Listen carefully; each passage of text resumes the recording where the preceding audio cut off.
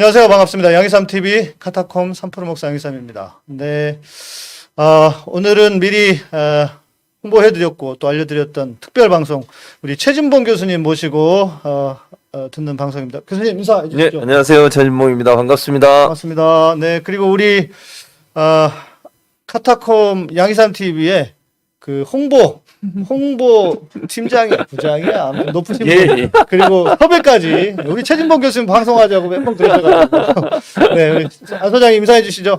네, 여러분 안녕하십니까? 약간의 시스템 점검으로 좀 늦어졌네요. 죄송합니다. 보고 싶었습니다. 저는 양희삼 TV 카타콤 교회 민주시민 기독연대 광팬이고 또 최진봉 교수님, 최진봉 목사님 왕팬인 안진걸이라고 합니다. 오늘 이 귀한 방송 특히 최진봉 목사님 교수님은 우리가 방송에서만 정규 방송 뭐 ITN이나 연합뉴스 TV나 뭐 KBS 이런 데서만 보이지 이런 유튜브에서는 뵙기 쉽지 않잖아요. 전격적으로 양희삼 TV에 출연해 주셨으니까 널리 알려주십시오. 저도 지금 링크 주소 복사해서 여기저기 지금 홍보하고 있는 중입니다. 예. 네. 좀 계속 많이 봐주세요, 여러분. 우리 지금 안 소장님 소개 중에 말씀이 나왔는데 교수님이 저는 몰랐어요. 목사님 얘기하셔가지고 왔는데 목사님이시네요. 네, 제가 이제 교수 되고 나서 네. 그 미국에서부터 신학교는 다녔고요. 네. 한국 와서 한영신학대학이라고 예. 거기서 졸업을 하고 목사 안수를 받았죠. 그 박사학위 받으신 건 미네소타요. 네, 그렇죠. 미네소타에서 박사 받고. 근데 그러면 그 공부하시면서 신학 공부를 같이 하신 거예요? 아니요, 끝나고 교수 되고 난 다음에. 그러니까 제가 미국에서 학위를 하고 박사 학위를 하고 교수를 했거든요. 6년 반 정도. 교수하는 동안 이제 신학을 시작한 거죠. 그러니까 1차적으로 언론학 박사를 끝내고 네. 교수로 임용돼서 미국에서 교수하다가 그러다가 이제 신학을 시작하게 된 우리 거죠. 그 최성애 총장처럼 혹시 그 전혀. 저는 그렇지 않습니다. 그런 분하고 저를 비교하시면. 그렇죠. 아무리 장난이지만 목사님 너무 심했어요. 아니 그 양반도 최선희 씨는 총장도 아니에요. 그러니까 학력도 사기, 목사도 사기, 천하 제일의 사기꾼입니다. 그래서 제가 고발해놨는데 윤석열 패거리들이 수사도 안 해요. 네. 왜냐하면 자기들이 일으켰던 검찰 반란, 조국 대란 때, 네. 대전 때 자기들 편을 들어줬다는 거잖아요. 최성희 씨가. 네. 그래서 최성희를 수사를 안 하는 거 얼마나 비겁하고 비열한 짓입니까, 맞습니다. 여러분. 이건 정말 우리 하나님의 공의에 어긋나는 짓입니다. 최성희 씨는요. 아니, 제가 근데 최근에 교육부에서 해임됐잖아요. 네. 소송도 걸었다는 거예요. 뻔뻔하게. 맞아요. 그리고 어저께 윤석열 집단 하는 거 보세요. 뭐 검찰 요구를 안 들어줘서 나라가 시끄러졌다는 대놓고 그 윤석열의 생각인 거 자기가 상황이에요. 대통령이나 국민들 머리 위에 있어요. 자기들 욕을 다 들어줘야 된대요. 뭐 그런 조직이 있습니까 세상에. 말이 안 되고요. 인사권자나 그렇죠. 지휘 감독권자들의 어느 공무원이 어느 조직에서 심지어 조그만 NGO에서도요 인사에 대해서 토의는 하지만 최종적으로는 사무처장이나 대표님들 인사권은 절대적으로 존중해 주거든요. 안 그러면 그게 이제 인사할 때마다 말이 나오면 맞아요. 그게 그 조직이 무너지거든요. 그래서 최소한의 그런 누가 대통령인지 모르겠어요. 왜 거의 뭐 윤석열 집단은 자기들이 완전히 난장판 피우고 지금도 그러고 있죠. 그리고 방금 뉴스 봤더니 그 뭐 그랬던데 검찰의 인사를 요구를 들어주지 않아가지고 지금 나라가 어지럽고 그러니까 나라가 시끄러워졌다고. 에라 이 너무한 사람들아. 아, 진짜. 최진범 목사님 혼나야 돼 이놈들. 예. 네, 우리 그 교수님 지금 말씀하시니까 소개하니까 예. 그 한신대라고 그랬는데 한신대는 아니고요. 한영. 한영대라고. 네, 서울 한영대학교라고. 네, 서울 한영대라고 예, 있습니다. 맞습니다. 예, 그리고 그 교수님 소개하니까 뭐 예. 돈진봉이라고. 아, 이게 참, 네. 그래서 제가 이제 사실은 그 이동영 작가가 운영하는 그 유튜브에 처음으로 유튜브에 출연을 했어요. 네, 근데 네. 거기서 이제 같이 출연하는 분들이 있는데 그분들이 이제 제 캐릭터를 그렇게 잡은 거예요, 처음에. 네. 그러니까 제가 이제 여러 군데 방송하고 다닌다고. 네, 이게 네. 방송하고 다녀서 뭐 많이 돈을 많이 버시라고. 번다 뭐 이런 식의. 근데 실제로는 이동영 작가나 거기 있는 분들이 훨씬 돈을 많이 벌어요, 저보다는. 그렇죠. 거기는. 그래서 어쨌든. 최진봉 교수님은 그래서 별명이 세속 목사였어요. 저희들끼리는. 그러니까 이제 세속이 이제 세속에 때가 묻은 타락한 그런 뜻이라기보다는 예. 세속 속으로 들어가는. 세상 속으로 네. 민중 속으로 들어와 계신 목사님이다. 네. 그 과정에서 방송하다 돈도 버시면 그 그렇죠. 돈도 좋은 데 쓰면 되는 거죠. 나쁜 데 쓰시겠습니까 설마. 그러니까요. 아니 저희도 보세요. 여러분들 후원 많이 해주시니까 네. 저희 이제 장소 다 정리하고 하니까 음. 실은 후원금으로 진짜 좋은 데로 많이 맞아요. 써요. 예. 그래서 우리 안 소장님 만난 대로 제가 계속 좀 털리고 있습니다. 그러니까 후원을 많이 하시잖아요. 예, 예. 맞아요. 이번에 그 대전여고 학생들이 택배 기사님들 응원한 달력 만들어줬잖아요. 여러분 100개 정도 만들어서 큰 화제가 됐잖아요. 특히 정세현 국무총리님이 그걸 널리 알려가지고 화제가 됐는데 그 100개 만든 게 너무 고마워서 제가 한 5, 6천 개를 추가로 지금 제작하고 있어요. 그러면 최소한 600만 원 정도 들더라고요. 그래서 지금 모금 좀 했더니 뭐 민주시민 기동연대에서도 후원을 좀 보내주셨고 민생경제연구소나 박홍근원도 한 100만 원씩 내고 막 이렇게 해서 지금 돈을 모았습니다. 그래서 정말 착한 일은 나비효과로 일파만파 이렇게 퍼진다 이런 생각이 들었습니다. 네. 정말 고맙습니다. 민주시민 기동연대 카타콤 교회 여러분 정말 고맙습니다. 네, 아니 그렇게 했더니 또 래퍼 아, 교수님이시다. 그거는 왜 래퍼 그러냐면 주진우 씨가 진행하는 아닌 밤중에 주진우라는 프로그램이 있어요. 거기서 이제 TBS 저녁 8시부터 맞아요. 9시까지. 네, 거기에 이제 언론 비평 네. 프로에 제가 출연하는데 제가 이제 말이 좀 빠르거든요. 네, 특히 네. 이제 화가 나면 더 빨라집니다, 제가. 그래서 이제 저한테 주진우 진행자가 래퍼 진봉이라고 또 네. 별명을 지어줬어요. 그래서 제 또 별명이 래퍼 진봉, 시사 래퍼 진봉 아니 이렇게 이제 돼 있어요. 그래서 우리 실은 안 소장님 만만치 않지. 아, 그럼요. 안 소장 거의 뭐 술 마시고 얘기하는데. 따발총이죠, 네. 따발총. 네. 그런데 신기한 건 술 마시고 얘기를 하는데 버릴 말이 없어. 맞아요. 아유, 저보다는 우리 천인범 목사님 말씀이 섬섬옥수 정말 대단하시죠. 그 종교와 언론과 정치에 대한 깨어있는 말씀 많이 해주셔서 정말 고맙습니다. 여러분 오늘 방송 보신 분들은 아주 복 받으실 겁니다. 아니 그래서 그런 얘기를 하는 거예요. 목사님 그러면서 양 목사님 낄 틈도 없겠다고. 그래서 저는 오늘 두 목사님의 대담. 거짓말하지 마. 예, 거짓말. 이 시대의 종교와 언론과 정치를 주제로 한 두 목사님의 대담에 증언자로 왔습니다. 증언자, 목격자로 왔습니다. 자, 두 분 이제 이야기 시작하시죠. 예. 아니 소장님 항상 이렇게 얘기하시는데. 그래놓고 말을 제일 많이 하죠. 그렇죠. 네. 저 예. 티켓바 벌써 몇 개나 따왔어요. 두 분 입 푸는 사이에 저 길 가다가 화장실 급해갖고 문 열고 들어갔는데 화장실 문 잠가져 있었고 속상한 지 여러분 많이시잖아요, 여러분. 민주당 소확행위원회가 시민단체들의 제안을 받아들여서 이제 길거리에 있는 주요 빌딩들이나 프랜차이즈들 특히 맞아요. 그분들 기업에 사회 책임을 나가겠다. 그래서 개방 화장실 확대하기로 지금 이렇게 제가 추진했고요. 지금 현재 또 그런 시민들의 아이디어, 민생 아이디어, 생활 아이디어에서 국민생활 정책 아이디어 1000개 모으기 지금 캠페인도 하고 있습니다. 아니, 이것은 피켓이 고급스러워졌어요. 예, 민주당 그러니까요. 홈페이지에 가면 링크가 되어 있습니다. 네. 근데 민주당만 하는 건 아니고요. 시민단체들이 공동으로 하고 있다는 것이고요. 또 방금 저도 대전 출장 갔다 왔는데 KTX 타면 마일리지 쌓이잖아요, 여러분. 근데 이게 올해 10월이면 소멸이 됩니다. 지금 1000억 정도가 쌓여 있는데 너무 아깝잖아요. 그것을 소멸되지 않도록 할인 쿠폰으로 이제 보내주는 거예요. 당사자한테. 뭐 최진봉 교수님, 뭐 네. 양혜사 목사님. 그러면 네. 본인이 여행 안 가더라도 네. 누구한테 선물로 줄 수 있는 거죠. 네. KTX 맞아요. 누가 기차 여행하는 분들한테 그러니까 이렇게 해서 우리 국민들의 소중한 돈을 알뜰하게 살뜰하게. 그다음에 어카운트 인포 여러분 아시죠? 어카운트 인포 앱이 지금 최고 인기입니다. 문재인 정부 정책 중에 최고 정책 중에 하나입니다. 어카운트 인포라는 앱만 깔면 신용카드 포인트, 휴면여금, 휴면보험금, 소액 계좌에 흩어져 있는 돈까지 모두 자기가 지금 자주 쓰는 계좌로 다 송금이 되고요. 오늘 밤 10시, 밤 10시까지 되니까 지금도 이 방송 들으시면서 해보시면 깜짝 놀랍니다. 널리 알려주십시오. 전 세계에서 우리나라밖에 없는 서비스입니다. 네. 모든 신용카드, 모든 대출금, 모든 휴면여금, 모든 휴면보험금, 모든 소액계좌, 자기 계좌를 다 보여줍니다. 그다음에 자동이체를 신청하고 변경하고 해지하는 것도 그 자리에 다 됩니다. 와, 정말 완벽한 서비스입니다. 어카운트 인포. 얼른 돈 찾으시고요. 주변에서 수십만 원, 수백만 원 찾았던 분 수두룩하게 받습니다. 예. 네. 자, 이렇게 입을 열어봤습니다, 여러분. 아니 저걸 안 하시면 안 돼. 일단 몸 풀고 시작을 그렇죠. 하셔야지. 맞습니다. 소장님은 우리 K 하나님께서 그 좋아하는 분들이 다 모이셨다고. 저 환상적 감사합니다. 조합이라고 감사합니다. 지금 생방송 맞고요.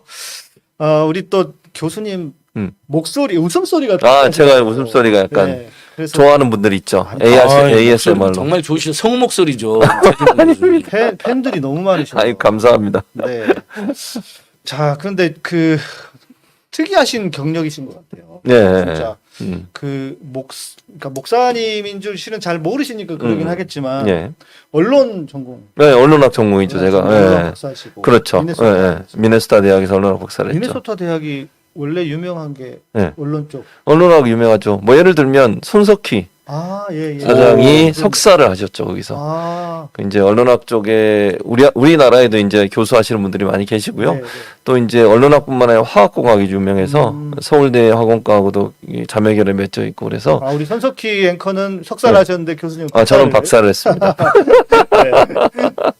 그래서 뭐 미네소타 대학은 많이 알려져 있고요. 네, 네. 또 뭐 우리나라에 중요한 일을 하신 분도 많이 졸업하신 분도 계시고, 네. 근데 뭐 그냥 열심히 했습니다. 그 엄청 춥던데. 아, 예, 맞아요. 엄청 춥습니다. 미국이 제일 추운 곳이고요. 네. 그 겨울에 영하 40도 맞아요. 정도까지 내려가요. 어. 예. 저는 정말 추워요. 실은 제가 이제 한국에 그 교환학생으로 온 친구가 있어가지고 예. 고향이 미네소타였어요. 아, 그래요? 이제 20대 27살인가 6살 때 처음 해외여행을 간 게 미국이었는데 아, 예. 그 친구 집에 가봤어요. 그게 미네소타였군요. 아, 너무 아름답더라고요. 네. 진짜. 호수가 10,000개가 있어요. 그래서 네. 미네소타 그 와. 미국은 그 번호판 있잖아요. 자동차 네. 번호판 그 주의 특징을 적어요. 네. 근데 미네소타에는 10,000개의 레이크라고 돼 있어요. 아, 거기 아. 그만큼 호수가 많아요. 번호판에 그러면 1만 네이크. 네, 그렇게 돼 있어요. 미네소타는. 네, 맞아요. 와. 네. 그만큼 이제 호수가 많기로 유명하고요. 네. 그리고 이제 그 캐나다 국경이거든요, 미네소타가. 아, 그래서 오. 국경에 가면 바운더리 워러라 그래서 이렇게 호수가 연결돼서 바운더리, 그러니까 국경에 호수가 연결되는 거기를 여행하면 네. 이게 재밌고 그래요. 거기도 참 유명한 곳 중에 그러니까 하나죠. 제가 그 너무 기억이 좋았던 것 같아요. 음. 너무 아름답고 네. 그 자연이나 이런 게 야, 이렇게 아름다울 수가 있을까? 진짜 맞아요. 천국 같은 곳이다는 생각이 들어서 오. 제가 이제 제 아내하고 한번 나중에 꼭 기회 되면 한번 가보고 싶다. 네, 그런 곳이었는데 미네소타에 또 이렇게 좋은 곳에서 교수님이 네, 제가 거기서 박사학위하고 교수를 2년을 했었죠. 그러니까요. 네, 교수님도 거기서 그쪽에서 미네소타에서 하셨잖아요. 교수하고 그리고 이제 텍사스로 갔고. 지금 한참 핫한 텍사스. 네, 텍사스. 미네소타 주립대학이 계셨나요? 그렇죠. 그러니까 우리가 근데 좀 오해라기보다 사람들이 이야기 두 가지 개념이 있어요. 네. 주립대학 하면 University of 뭐 미네소타, University of 미시간 이렇게 하는 주립대학이 있고요. 네. 미네소타 스테이트 유니버시티 이렇게 아, 부르는 게 있어요. 예, 예, 그러니까 예. 둘 다 주립대학인데 예를 들면 이런 거 미네소타와 텍사스를 비교해 드리면 미네소타에서 제일 큰 대학은 유니버시티 오브 미네소타. 우리가 이제 미네소타 대학이라고 불러야 되잖아요. 근데 이제 그게 주립대학이에요. 근데 또 미네소타 스테이트 유니버시티도 있어요. 그러니까 두 가지 트랙으로 가는 거죠, 주립대학이. 텍사스도 마찬가지예요. 각각 다른 대학이긴 해요. 다른 대학이죠. 그러니까 규모로 보면 칼리지 2년제, 4년제 이런 차이가 그건 아니에요. 그건 아니고. 둘 다 4년제인데. 그렇죠. 그러니까 이제 주립대학의 운영을 두 가지 트랙으로 하는 거죠. 그러니까 미네소타 같은 경우 유니버시티 미네소타가 제일 큰 대학이고 거기가 제일 학생 수도 많고 큰 대학, 작은 대학이네. 형제 그런 대학, 거죠. 자매 규모가. 대학으로. 왜냐면 이제 이런 거 있잖아요. 주립대학들을 그 주 내에 조그만 도시에다 세워줘요. 그래 학생들이 공부하기가 싼 가격에 공부할 수 있잖아요. 사립대학보다. 네, 네, 네. 그래서 스테이트 유니버시티들이 대부분 보면 이제 이게 분교들이 많아요. 전 지역에. 미네소타도 보면 제가 그 당시에 기억에 한 10개 정도 됐던 것 같아요. 스테이트 유니버시티가. 네. 그러니까 미네소타 스테이트 유니버시티하고 뒤에 지역이 붙어요. 네. 그 말은 그 지역에 있는 미네소타 스테이트 유니버시티다 이런 개념이고요. 유니버시티 오브 미네소타도 한 3개 정도 캠퍼스가 있었는데 그래서 저는 이제 유니버시티 오브 미네소타 제일 큰 대학에서 박사학위를 한 거고 거기 한국 학생이 제일 많아요. 큰 유학생들. 대학을 가면은 막 학교 안에 신호등도 있고 그러더라고요. 그럼요. 신호등도 있죠. 타운이잖아, 타운. 하나의 타운이 돼요. 타운이고. 그래서 최진봉 교수님 저도 기억나는 게 네. 이명박 정권에 맞서서 막 싸우고 있을 때 네, 언론학법 그랬었죠. 뭐 근데 어디 우리나라 분들은 미국 교수님 그러면 일단 무조건 쳐주잖아요. 그렇죠. 네. 그 마이클 샌들의 정의란 무엇인가 100만 권이 팔릴 정도로 물론 그 교수님 굉장히 강의 좋고 내용도 좋습니다만 필요 이상으로 이렇게 고평가 받는다 이런 느낌인데 어쨌든 미네소타에 있는 어느 교수님이 네. 이명박 정권을 비판하는 글을 막 쓰시는 거예요. 한겨레 신문에. 그러셨구나. 이름이 보니까 최진봉이야. 진봉. 진짜 봉기하는 사람이다. 이거는. 최선두에서 진짜 봉기하는 거야.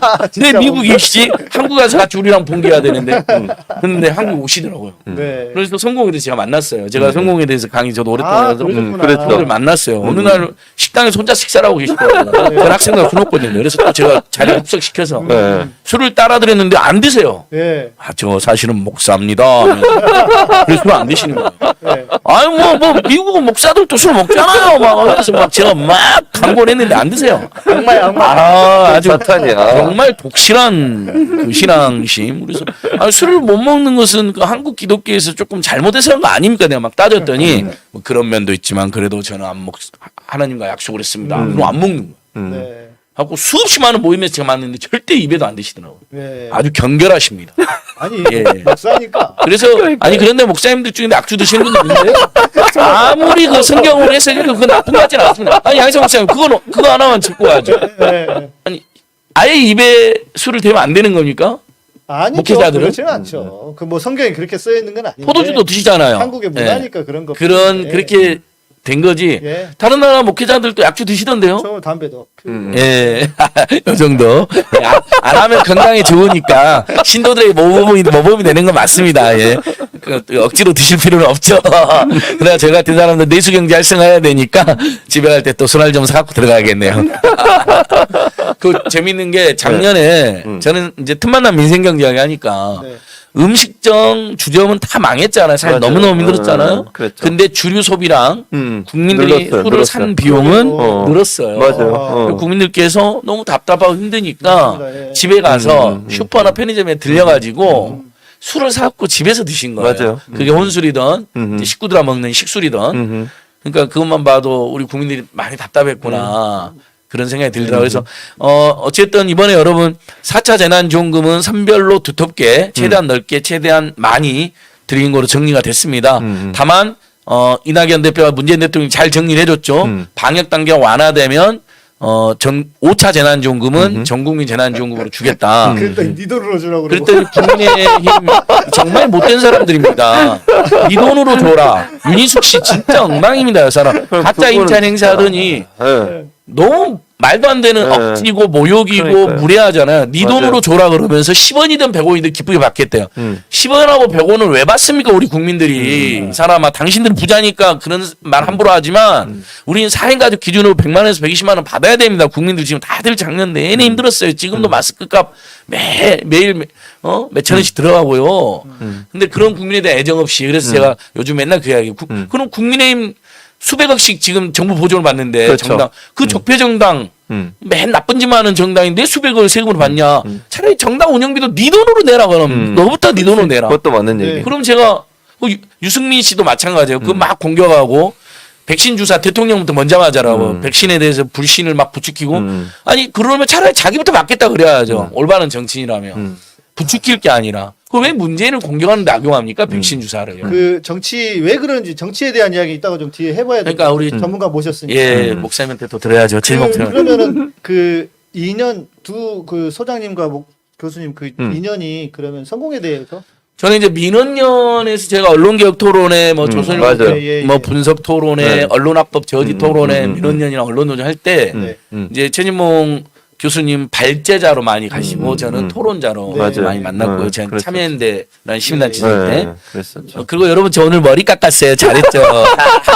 그러시네. 블루클럽에서 깎았어요. 9,000원. 내수 활성화해서 머리도 깎아야겠더라고요. 머리 깎았고요. 10번 깎으면 한 번 공짜로 말씀해 주셔서 오늘 너무 기분 좋았어요. 그래서 열심히 빨리 머리가 자라면 잘한 대로 빨리 머리 깎아서 10번 한 번 깎으면 한 번 공짜 이렇게 하려고 그랬는데 근데 갈 때마다 최문 교수님이 계시더라고요. 예, 예. 그리고 이제 성공에 대해 강의가 하면서 만났죠. 그랬고 맞아요. 제가 이제 여기저기 이런저런 모임에 계속 끌어들이고 계셔요. 조금 더 방송과 강의뿐만 아니라 목회도 하신대요. 주말에 천호동에 있는 어떤 교회에서 저기 부목사님 같은 청년 역할도 목사님 협동 목사. 예, 협동 목사님 예. 맞습니다. 협동 목사님도 하시고 근데 이제 그 외 시간 때 이제 우리 민지 진보 진영을 위해서 조금 더 활동도 더 많이 해달라고 제가 부탁하고 있고 특히 이제 밤에 모임 있을 때 오셔서 기도를 부탁드려요. 술 취한 뭐 사람들한테 술자리에서도 기도해줘요. 술 취한 술 안 먹은 사람들. 사람도 있는데 그 자리에서 기도해 진정한 사역을 하고 주시는데 계십니다. 정말 큰 위로가 되고 힘이 됩니다. 기도를 해주시면. 네. 그 총선에 나서 떨어졌던 노무현 대통령 사위 곽상원 변호사님 네. 이제 낙선 1호연이 있었는데 그때도 오셔서 기도해 주셨는데 큰 힘이 됐다고 곽상원 변호사님도 그러고 또 평택의 그 우분투 포럼 대표하는 김현정 김현정. 네. 위원장 지금 민주당 노동대변인 하는 분 우분투 포럼 대표인데요. 그분도 낙선했잖아 안타깝게 또 1호 기도해 주셨고요. 또 굉장히 광폭 활동을 하셔가지고 최근에 일본을 제치고 세계 헬스케어 안마기 회사 1위 기업이 바디프렌드라는 기업인데 맞아요. 저희들이 또 바디프렌드가 사직 책임 다 하겠다 해서 사회이사 추천해달라 해서 천임 목사님 추천해달라고 사회이사도 맡고 계시는데 네. 실제로 실제로 그 이후로 바디프렌드가 굉장히 모범적으로 기업 활동하고 기부도 많이 하고 뭐 오늘 이번에는 뭐 작년에 연매출 5천억 돌파했다고 큰 뉴스도 나왔더라고요. 그 코로나 네. 때문에 예, 안마기가 늘어났다. 뭐, 맞아요. 집에 예, 계시니까 집에서. 늘어나니까 안마기 구입 부모님들 답답하시니까 네. 예, 안마기가 몸만 이렇게 시원해지는 게 아니라 음. 이렇게 안마를 해줌으로써 뭐 머리 피도 맞아요. 많이 네. 혈액이라고 그러잖아요. 네, 혈액 네, 개선에 맞습니다. 도움이 되고. 음. 아니 간접 광고를 살짝 했네요. 네, 바디프렌드 분들이 기부 많이 하거든요. 요즘에 상지대학교에도 1억을 기부했어요. 맞아요. 지방대학 네. 차리기에 동참한다는 차원에서 맞습니다. 상지대학 그랬더니 이제 최진봉 목사님이랑 성공회대 교수님들이 왜 성공회대는 기부 안 하냐고. 맞아요. 알겠습니다. 성공회대 기부 추진하겠습니다. 예. 아니 그러면 지금 우리 안진거 소장님은 지금 이명박 정권 때 계속 그 사찰 아닌 사찰을 당하셔가지고 뭐 많이 당했죠. 지금 나왔죠. 이미 문서가 하나 공개됐습니다. 그쵸? 좌파 선정꾼 악담 수준의 토론, 뭐 맹목적 반정부 토론 뭐 이렇게 나왔는데 이미 경찰들로부터 백운종 근데 대표님하고 잠깐만. 저는 좌파 떼기. 선정꾼 이런 거는 북한이 사용하는 용어 아니에요? 국정원 공식 문서니까 좌파 선정꾼이라는 순화된 말을 쓴 거지 정확히 그냥 아주 쉽게 빨갱이라는 겁니다. 빨갱이고 그쵸. 반정부 인사이고 악담 수준의 토론하는 놈을 왜 방송에 출연시키냐 하면서 제 이름이 2번이나 나오고 실제 그래서 진행자 교체라 출연진 교체해라, MC 교체해라. 그것도 안 되면 아예 프로는 폐지해라. 이게 진짜 블랙리스트고 이게 정말 사찰 범죄고 정치 공작이죠. 근데 그때 그게 가담했던 이명박 청와대 핵심 인사들, 그게 박형준일 수도 있고 박준영일 수도 있고요. 또 당시 정권이 실세했던 나경원 이런 사람들이 지금 서울시장 선거, 부산시장 선거 나와서 큰 소리 치고 다니고 심지어는 이런 사찰 정보가 공개된 건데 극악한 범죄가 공개됐으면 반성해야 되는데 보궐선거를 앞둔 정치 공작이라고 이렇게 몰아갑니다. 너무 우리 최진봉 부끄럽습니다. 교수님 혹시 포함 안 되셨어요? 최진봉 목사님도 아마 있을 수 있어요. 있을- 지금 그 파일에 제목과 본문에 자기 이름이 있는 문서를 달라. 지금 이게 내 나라 내 파일 네네네. 광명현 전 교육감 박진호 화백님 등이 주도하는 건데요. 최진봉 목사님도 충분히 미국에서 반정 활동하는 교수들 뭐 대처 방안 이런 식의 문건이 있을 수 있습니다. 아니, 당시에 얼마나 문건이 맞아요. 살벌하고 구체적이냐면요. 반값 등록금 제한 문건, 박원순 제한 문건, 지금 정의당 얼마니까 원내대표 했던 배진교 의원, 네. 그 민주노동당으로 인천의 구청장이었거든요. 구청장이었죠. 배진교 구청장 제한 문건 이런 게 아예 어떤 정책이나 어떤 개인 또는 어떤 단체 딱 특정해서 문건을 만듭니다. 그리고 그것들을 분쇄하는 정치 공작 시나리오를 짭니다. 정말 추악한 범죄입니다, 여러분. 그렇죠? 저는 이명박 박근혜 세력은 영원히 정말 용서가 안 될 것 같아요. 모르겠어요. 자비노 하나님께서는 한 징역 10년, 20년 살면 그때는 용서해 주시 모르겠는데 물론 이제 양희삼 목사님 설교 들어오면 참회했을 때 그때 용서 있다고는 하시는데 저는 참회해도 용서가 안 될 것 같아요. 너무 나쁜 짓을 많이 해가지고. 그래서 그러니까 이제 아까 지금 그 사찰 얘기 나왔으니까 얘기를 하면 제가 다른 유튜브에서 한두 번 얘기한 적이 있는데 제가 미국에서 이제 이명박 정부의 미디어법 그게 이제 종편을 만들기 위해서 미디어법 만든 거거든요. 그걸 반대하는 칼럼을 계속 썼고 반대하는 투쟁을 했었죠. 그리고 한국에 와서 세미나도 하고 이제 방학 때 그랬더니 그 국정원 직원이 저한테 연락을 했어요. 맞아요. 네, 미국에서. 그러니까 직접 네, 그 직접. 미국에 나와 있는 국정원 네, 영사관에. 대사관이나 영사관에 나와 있죠. 예, 네. 무관이니 뭐 연락관이 네, 와 맞아요. 있습니다. 예. 그래서 제가 이제 텍사스 살았으니까 네, 텍사스에는 휴스턴에 영사관이 있어요. 네네네. 휴스턴 영사관에서 제 미국 대학 텍사스 출입 때 제 교수를 하고 있었는데 교수 연구실로 전화가 온 거죠. 제 개인 전화를 모르니까. 예. 그래서 이제 저한테 영사관의 영사라고 처음에 하더라고요. 근데 이제 제가 이제 느낌이 있잖아요, 사람이. 영사가 저한테 전화할 일이 없는데 영사가 전화해서 그래서 제가 단도직입적으로 물었죠. 당신이 경찰에서 나온 분입니까? 국정원에서 나온 분입니까? 그랬더니 이제 아시는 것 같으니까 얘기하시면 국정원 직원이라고 얘기하더라고요. 그럼 저한테 만나자고. 네. 그래서 휴스턴 시내에 있는 이제 한인 식당에서 만났어요. 예. 그랬는데 이제 저한테 그러더라고요. 그 칼럼 쓰시는 거 예. 너무 세게 쓰는 거 아니냐 이런 식으로 좀 살살 써주면 안 되겠냐고 저한테.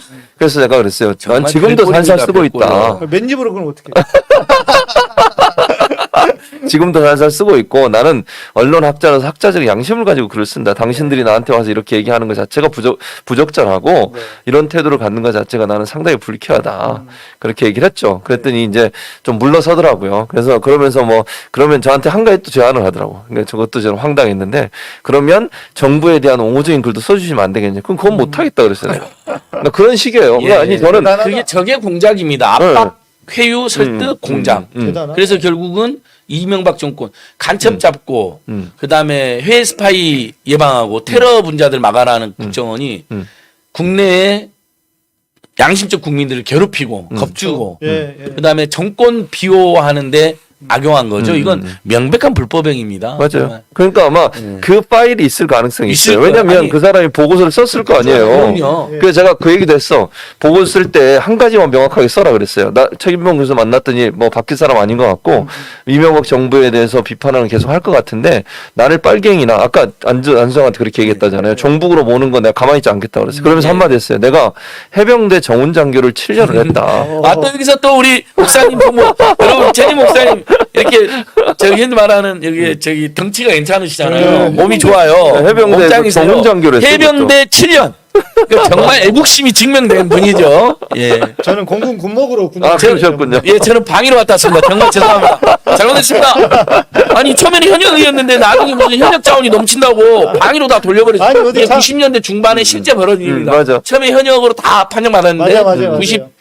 91년 9학번부터 네네네. 96, 97학번 때까지는 그 내무만이 넘친다고 해서 상근 예벽 제도라는 거 생겼어요. 상근 예벽 제도 얼마나 웃기냐면 1년간은 군대에 있고 네. 내무반에 생활하고 나머지는 방위로 하는 거예요. 오. 정말 여러분 기억나신 분 있을 거예요. 상근 예벽 제도 너무 웃긴 제도잖아요. 그러니까 내무반이 넘치니까 밖으로 내보내는 거예요. 병사들, 사병들을. 네. 그래서 이제 집에서 다녀라. 더 대박인 학번은 뭔지 아세요? 예. 뭐예요? 너무 많이 밀려 있으니까 너 오지 마. 군대로 오지 말라고.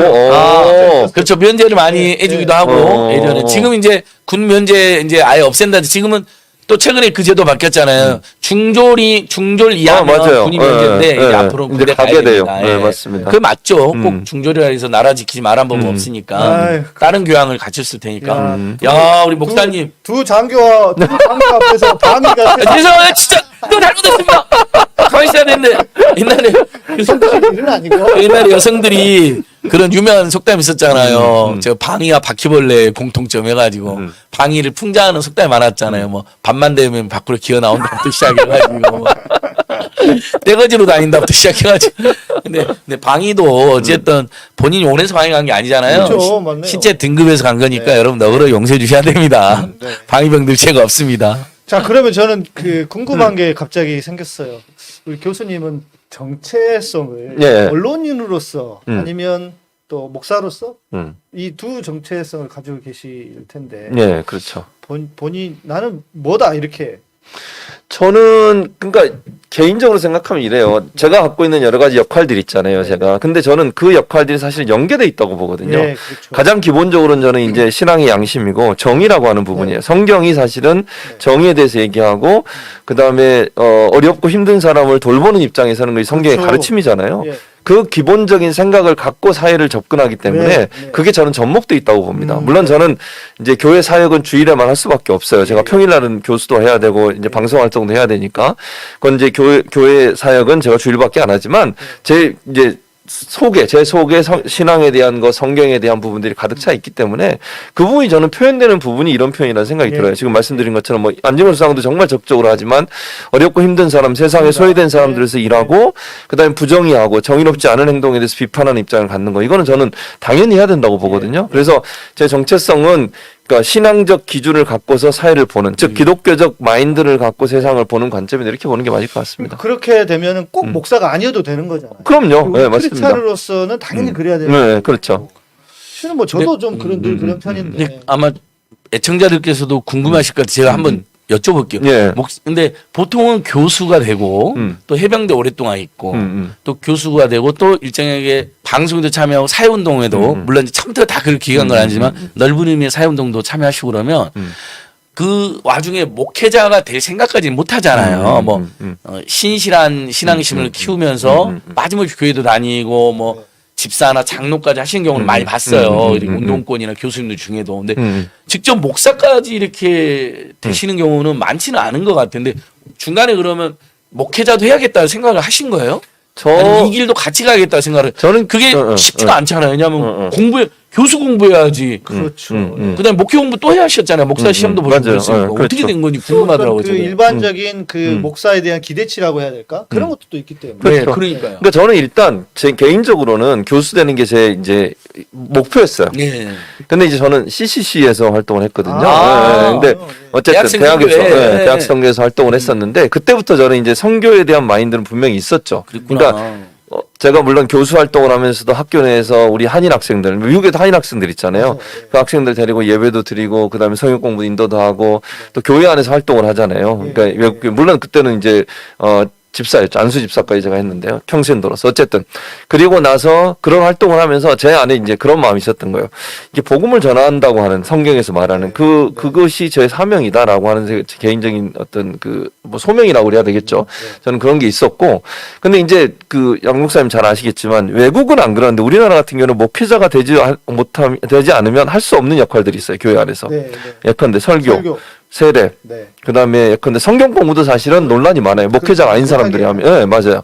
그러니까 그런 부분들을 저는 활동을 하고 싶은, 예를 들면 교회 아니면 일반인들을 대상으로 해서 복음도 전하고 네, 그분들의 성경도 가르치는 마음이 있는데 그게 제한이 되는 거잖아요. 왜 실제로 제가 미국에 있을 때 한 번은 그런 경험을 한 적도 있었어요. 제가 이제 교회 안에서 몇몇 청년, 그러니까 젊은 그 가족들. 부부들이죠.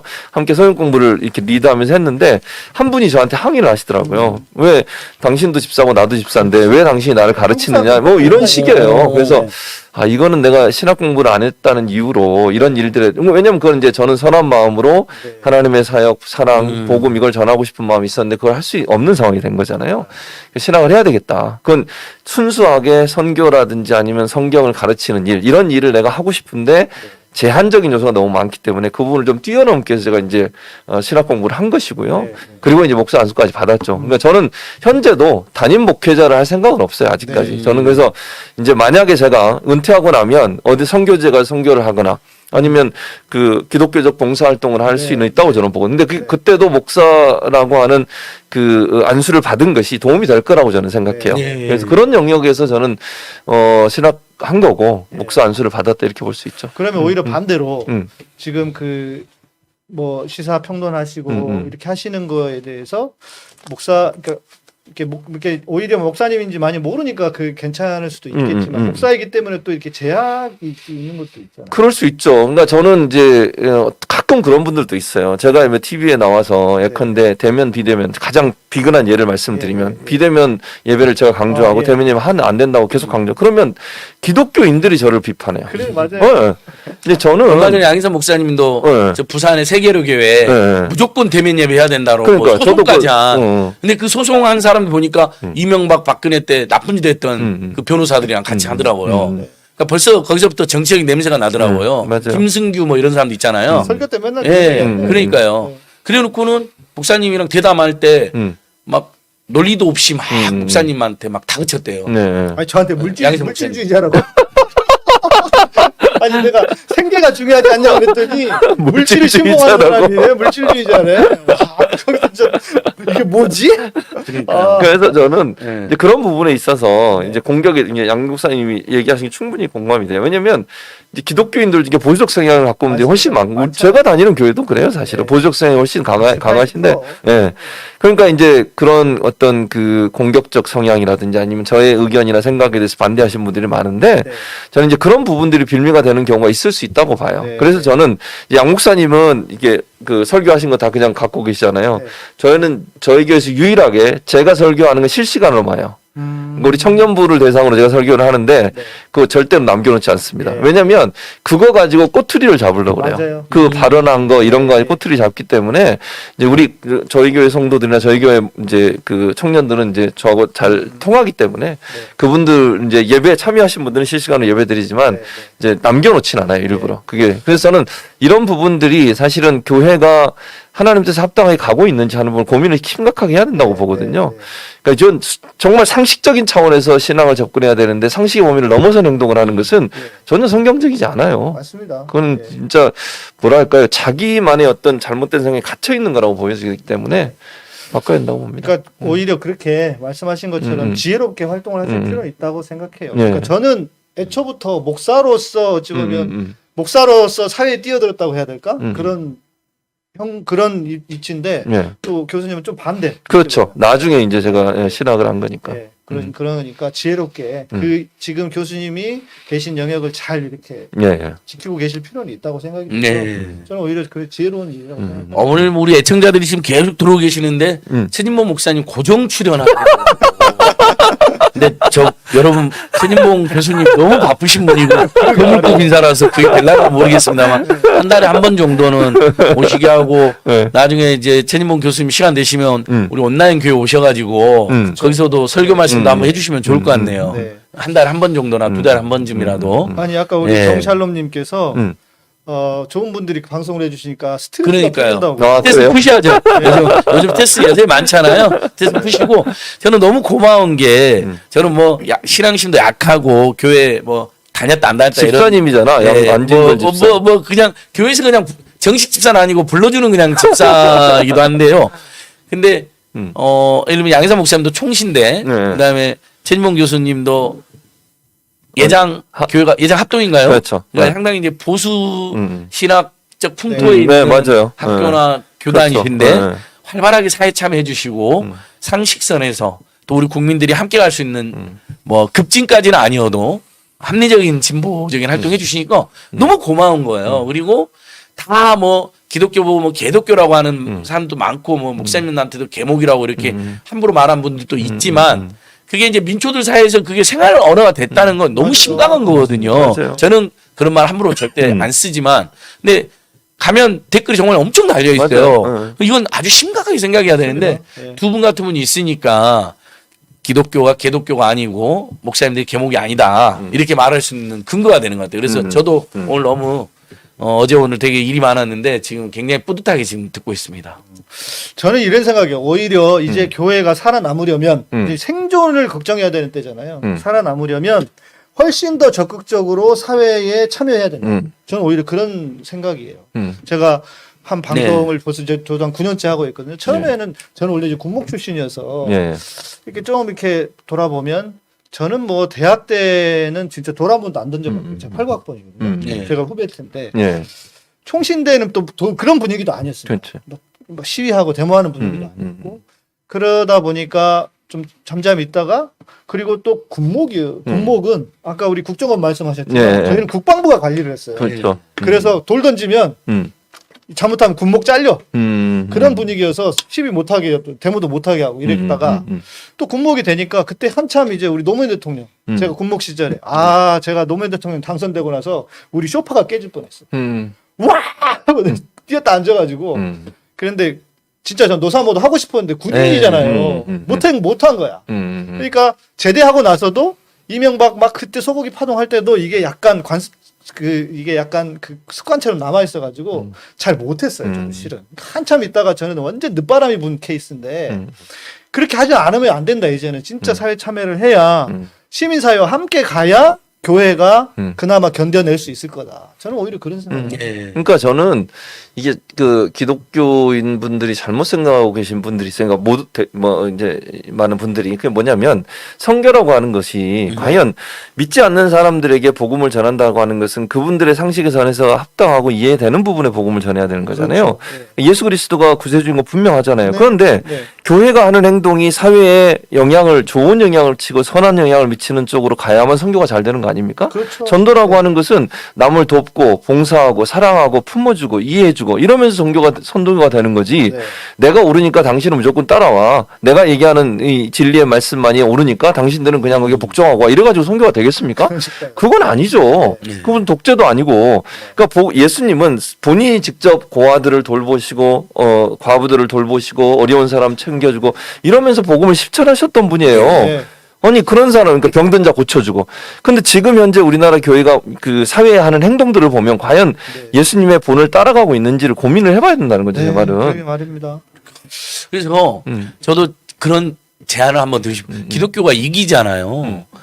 저는 근데 전국의 교회들이 맘만 먹으면 그 지역사회 복지를 완벽하게 챙길 수 그럼요. 있거든요. 그럴 수 있죠, 충분히. 독거노인, 결식아동, 네. 그 다음에 뭐 어쨌든 뭐 여러 가지 어려움을 겪고 있는 사경 약자들 가정 이곳을 교회 내에서 그 지역에 맵을 만들어 가지고 네.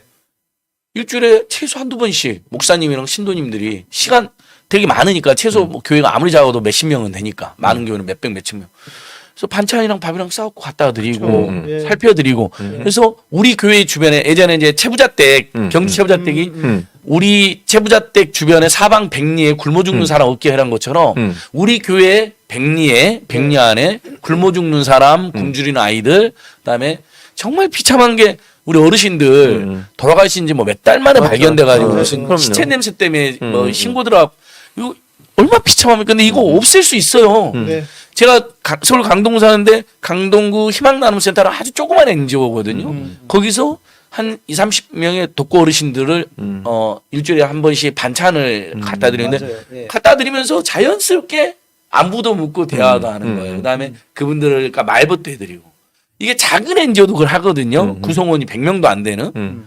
근데 정말 어마어마한 신도 숫자와 큰 헌금에서 보면 교회 가난한 교회 뭐 기독교 장로 계열은 좀 가난하지만 대부분 교회 부자가 많잖아요. 예. 그러면 당연히 그게 빛과 소금일 뿐만 아니라 신도도 늘어나지 않을까요? 이분 너무 감동적인 분들이 하면서 더 예수님을 더 믿고 따르게 되고. 맞아요. 그래서 울지마 톤지에서 이태석 신부님이 그러잖아요. 가장 비참한 자에게 대하는 게 나를 대하는 것이다는 예수님 말로 나는 여기로 왔다고 하고 여기에 처음에는 교회를 세우러 왔는데 안 되겠다. 여기 교회가 필요한 게 아니구나. 병원이나 학교를 세우는 거로 나오잖아요. 저도 울지마 톤지 보면서 너무 감동받았고 제가 이제 상지대나 성공대 수업할 때 레파토리요. 항상 저는 그거 하나 틀어줘요. 하루는 네. 저도 좀 쉬면서 그러니까 저는 수십 번 봤죠. 울지마 톤지만 수업 때 제 교재니까 네. 볼 때마다 눈물 나. 네. 만약에 크리스찬이 이태석 신부님의 한 100분의 1 정도만 해도 뭐 어떻게 그렇게 살겠어 우리가 다 같이요. 한 100분의 1, 50분의 1만 따라하면 대한민국은 정말 세계 최강의 복지국가 인정 넘치는 공동체 된다 이런 생각이 들더라고요. 교회 이야기가 나왔으니까 좀 더 붙여서 얘기를 해야 될 것 같아요. 일단 요거에 대한 좀 네. 답을 될까요? 그래서 좀 어떠세요? 우리 안 소장님 지금 말씀하신 이 부분에 대해서 교회가 할 수 있을까요? 저는 할 수 있다고 봐요. 아니 사실은요 교회들이 실제 하고 있는 부분도 있어요. 예, 하는 구제 교회도 많아요. 활동 예, 많잖아요. 맞습니다. 근데 그걸 체계화시키면 충분히 가능하다는 거예요. 그러니까 네. 그게 한 교회의 역할이 아니라 그 지역 교회, 지역 연합회 있잖아요. 교회 부활절만 모여서 예배드리라고 지역 연합회 있는 거 아니잖아요. 교회들 보면 안수장 잘 아시지만 지역 연합회 만들어 가지고 부활절 함께 예배드리고 네. 성탄절 함께 그거 끝이에요. 모든 네. 연합회가 있잖아요. 네. 지역연합회. 근데 그거를 연합회장이 그건 교단도 초월하거든요. 사실은 장로교 뭐 침례교 상관없어요. 다 모였으니까 거기서 체계적으로 안수장이 얘기했듯이 구제하는 것을 함께 돈을 모으든지 아니면 시스템화해서 그 지역 모든 어려운 사람들을 우리 교회가 책임지겠다고 나서면요 얼마나 박수를 받겠습니까? 그 선교가 저절로 돼요. 맞습니다. 선교가 저절로 되고 네. 그 구청이나 주민센터에 네. 다 그런 정보가 있어요. 그럼요. 네, 그 맞습니다. 예. 기초생활수급자 정보, 차상계층 정보, 그러니까 이제 물론 개인정보 보호에 이제 유념해야 될 부분도 있고요. 그다음에 독거 어르신들 그걸 나눠서 구청이랑 나눠서 해요. 요즘 NGO들이 구에서 직접 사회복지사 가는 경우가 있는데 그 카바가 다 안 되잖아요. 맞아요. 너무 많으니까 예, 공문 예, 숫자. 예. 그것을 민간 역량이 특히 자유평등 박애, 네. 특히 이 박애와 사랑과 박애를 시작한 교회가 맡아주면 너무너무 좋은 거죠. 그러면 정말 자연스럽게 선교도 되고 지역사회에서 존경받는 교회가 탄생하는 거죠. 그다음에 또 평소에는 교회 공간을 개방해가지고 지역의 NGO나 그렇죠. 아동들의 어떤 놀이터 또는 뭐 공부방 네. 이런 거 지역 아동센터 이런 걸로 맞아요. 활용할 수 있잖아요. 근데 그렇게 하면 너무 좋을 텐데 교회들이 뭐랄까 그 이제 제가 볼 때는 이제 이원론적인 개념이 너무 커서 그냥 예배만 거룩한 거예요. 예, 맞아. 그러다 보니까 온갖 예배만 드리려고 하고 그러니까 지금 코로나 상황에서 우리는 무조건 모여서 예배 드리겠다 이것만 하잖아요. 뭐가 신앙인들이 모르는가 이 사람들이. 그러게요. 아니 저는 양희삼 여러분도 그렇지만 양희삼 목사님 그 일요일날 온라인 교회 카타콤 교회 이제 유튜브로 예배하는데 네.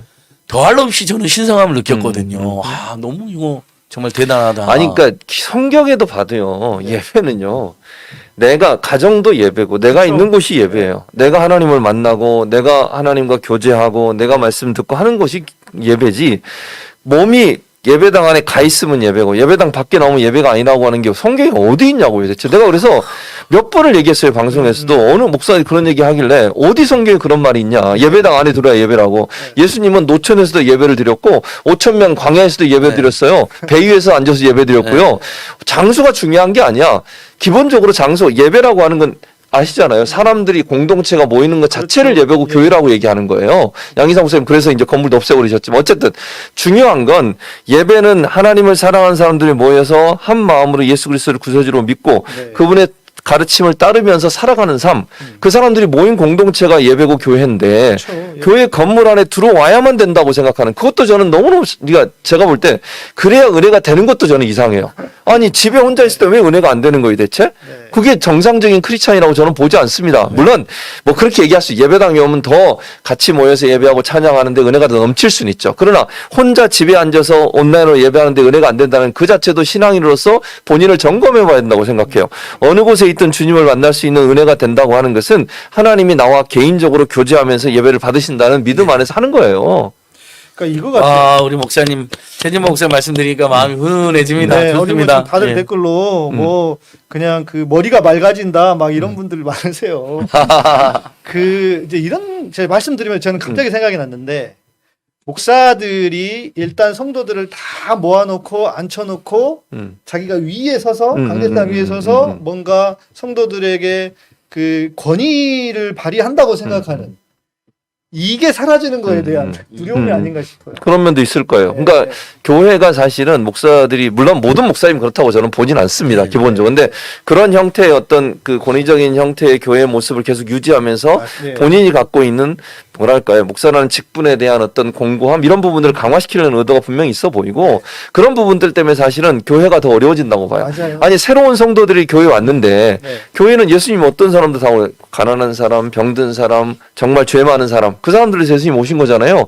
의사가 치료하러, 그러니까 병자들 치료하러 온 것처럼 예수님 오셨다고 했는데 교회는 그런 사람들 잘 안 받아요. 맞아요. 사실은 자기들끼리 돈 많은 사람까지 그룹 만들어가고 자기들끼리 친하게 지내고 목사님들과 함께 그렇게 지내는 경우도 많이 있거든요. 물론 아까도 제가 전제로 말씀드린 모든 교회가 그렇다고 말씀드리는 거 아니에요. 일부 예. 교회를 말씀드리는 건데, 그렇게 결국은 대면 예배를 강조하는 것이 그런 권위주의적인 모습과 본인의 어떤 뭐랄까요, 이런 표현까지 있으면 뭐 어떻게 들릴지 모르겠지만 어떤 그 파워랄까요, 교회 안에서 그런 부분들을 유지하기 위한 하나의 수단으로 활용할 수 있다는 거죠. 권력이죠, 권력. 그럼요. 예. 그렇게 보여지는 부분도 분명히 있어요. 예.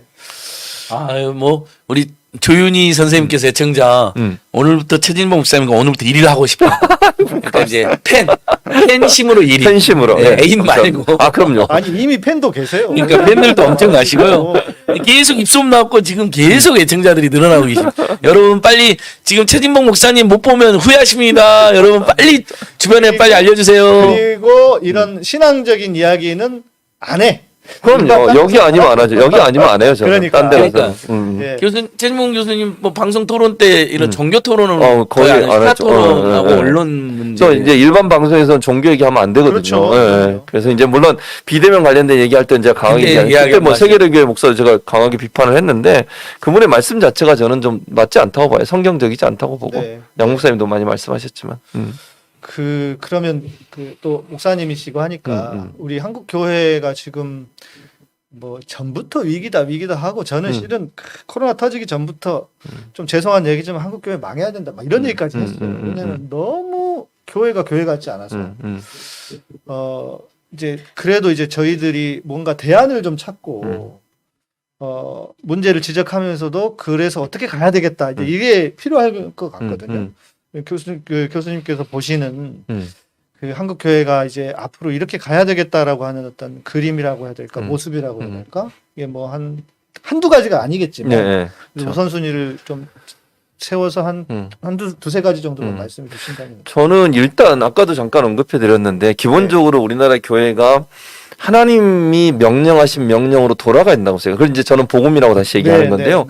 복음은 이제 한마디로 정의하면 예수 그리스도의 그러니까 예수님의 그리스도 되심과 구세주 되심을 선포하는 거죠.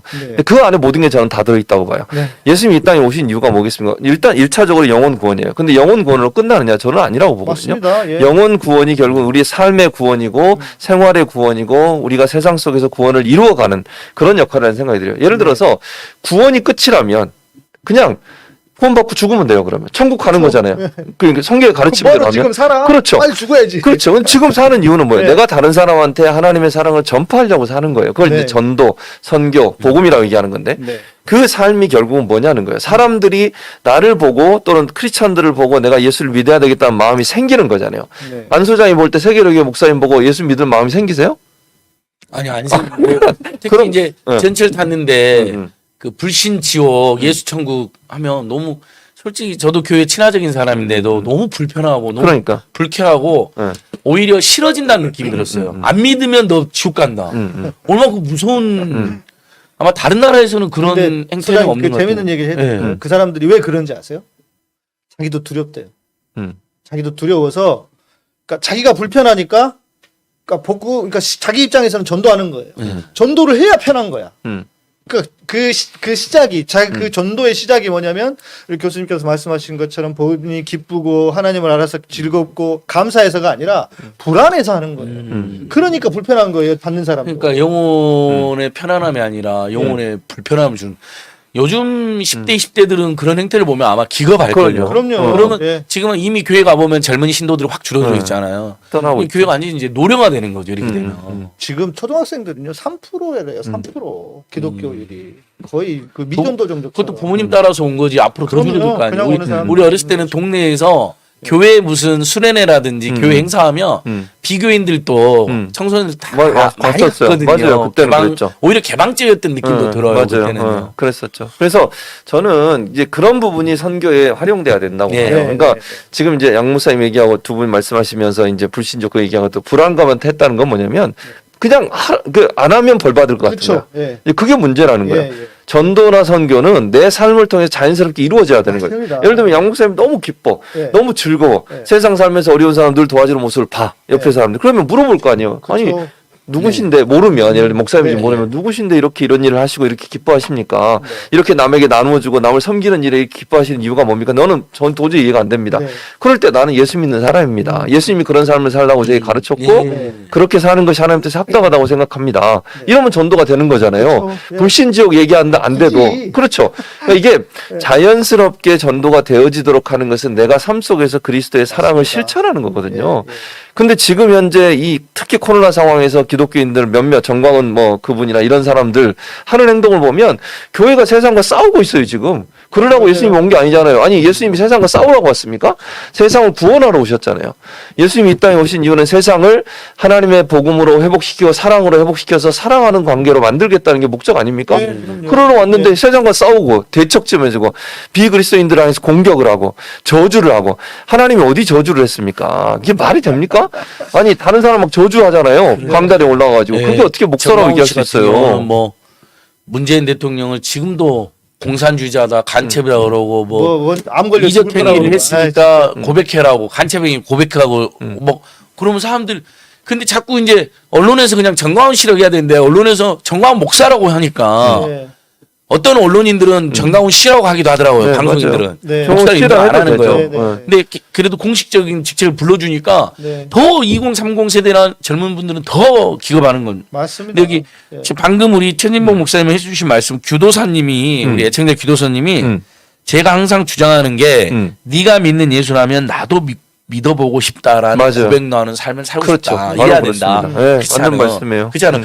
저분 너무 응. 좋아. 사람도 그렇죠. 좋고 따뜻하고 네.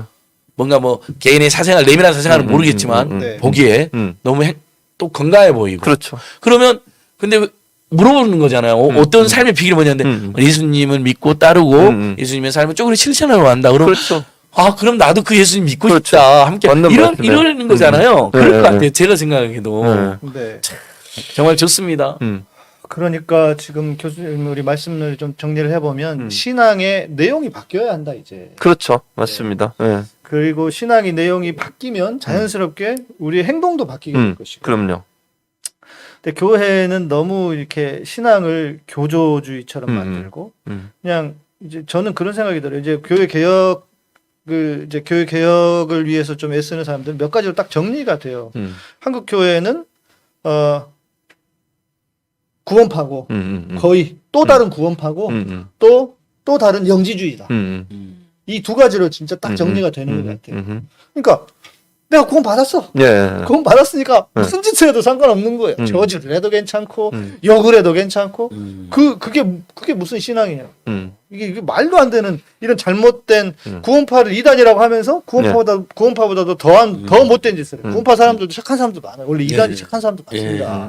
그러니까 그런 상황이 아닌가 교회가. 맞아요.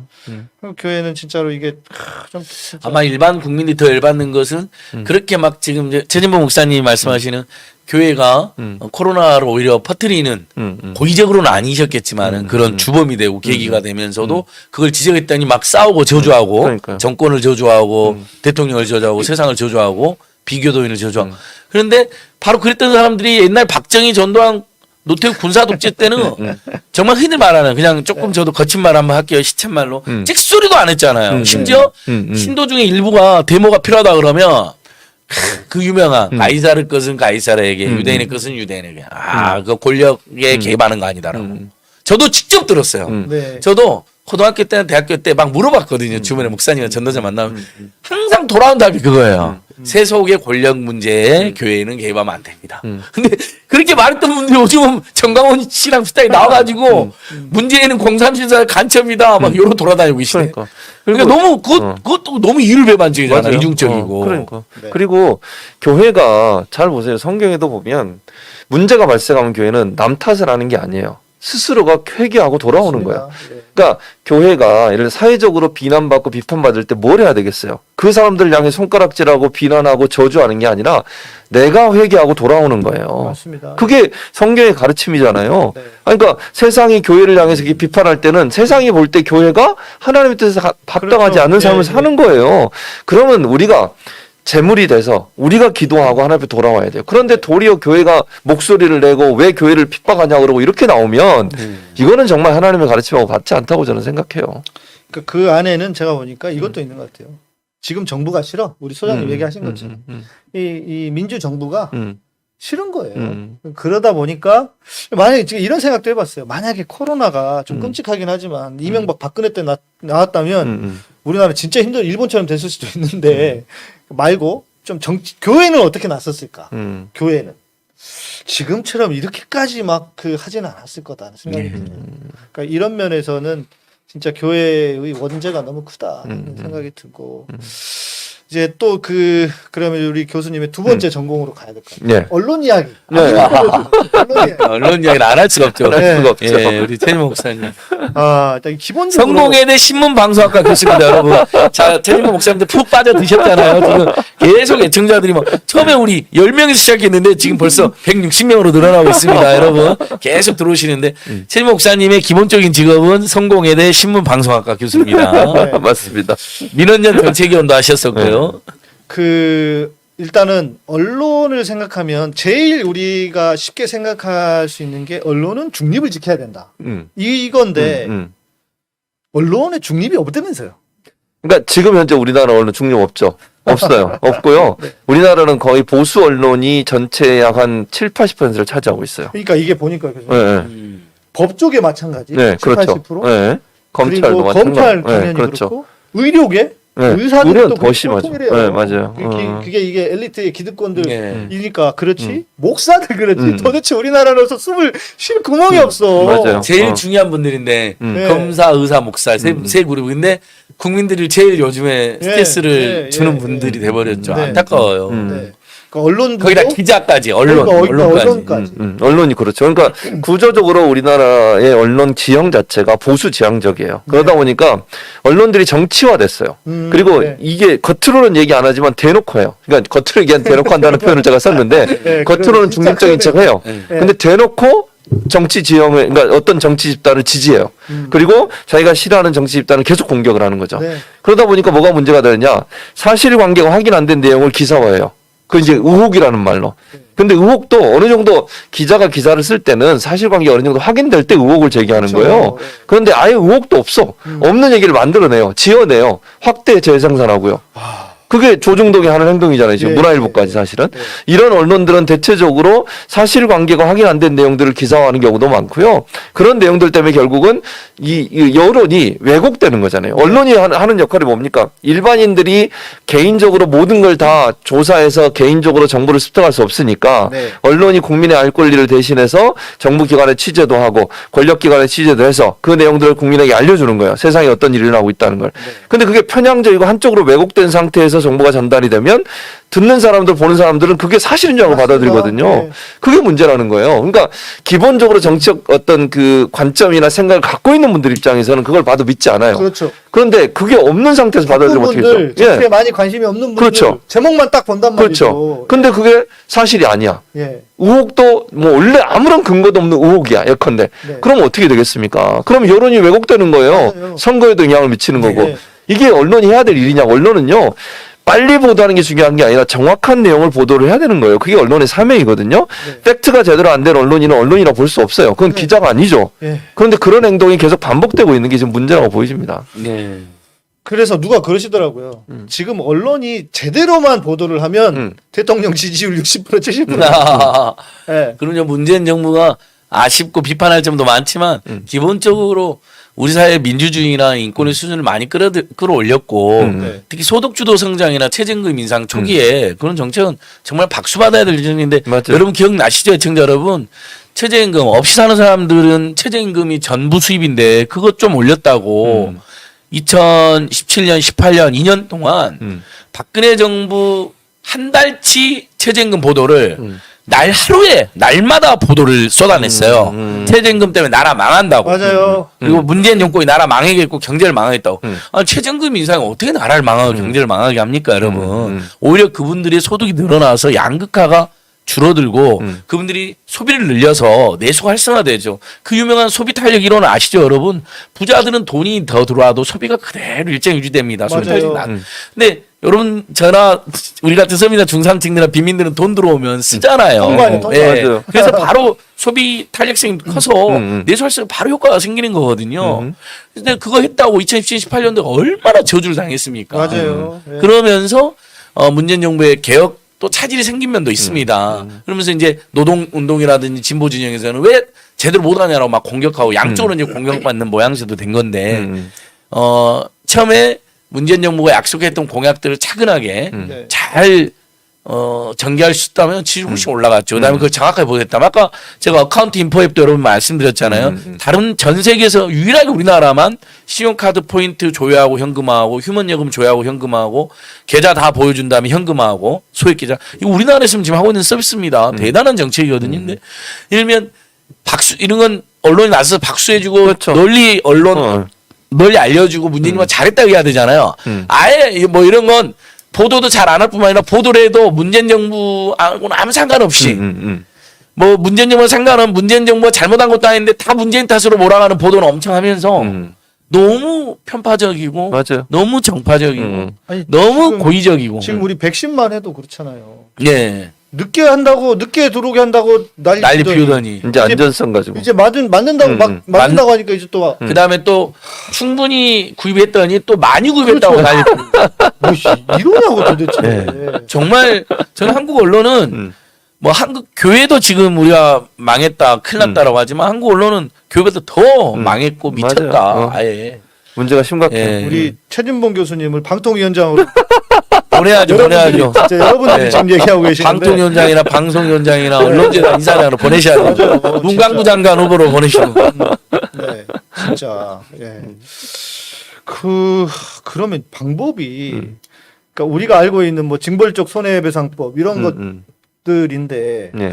이 언론을 어떻게 방법이 있을까요? 그러니까 이제 언론이 이게 뭔가 규제를 하려고 하면 늘 갖고 나오는 게 언론 자유예요.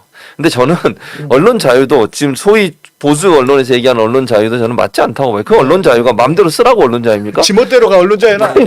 언론이 무슨 자기 생각 막 쓰고 자기 주장 쓰고 이런 게 언론이 아니잖아요. 거짓 내용, 허위 조작된 정보, 왜곡된 정보 이런 부분들은 저는 처벌받아야 한다고 봐요. 그러니까 그 무슨 이럴 수는 있잖아요. 의혹을 제기할 수는 있어요. 저는 가능하다고 봅니다. 네, 네. 그게 뭐 현 정부에 대해서라도 의혹 네. 있으면 제기하죠. 문제가 있으면. 네. 그런데 아무런 의혹도 없고 아무런 무슨 자료도 없는데 근거도 자기가 없는. 만들어내는 거야. 네. 그 허위 조작 정보라고 그러거든요. 네. 허위로 조작된 정보를 막 양산하는데 그것도 봐주는 거예요. 그거는 이건 문제가 심각한 언론 자유가 아니고요. 이거는 국민들의 생각을 망가뜨리는 것이고 국민들의 의식에 아주 안 좋은 영향을 미치는 거예요.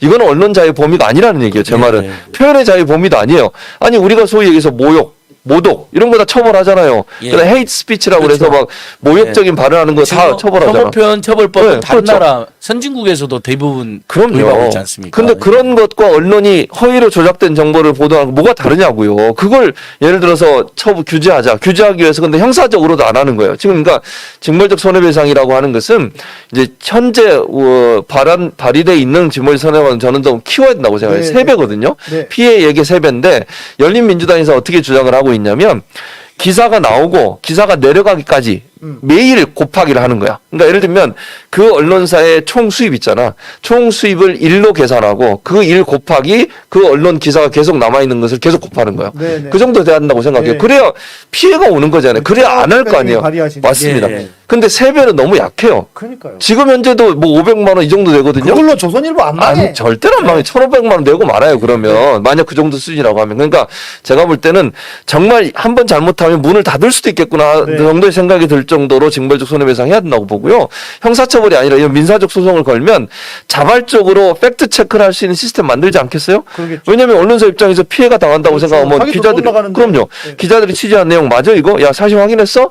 이거 관계하면 제대로 된 보도가 될 수 있는 거잖아요. 네. 근데 이걸 하자고 하는데 이게 언론자유 침해는 아니요. 언론을 좀 더 잘 언론답게 만들기 위한 저는 제도라고 예. 봐요. 언론을 언론답게.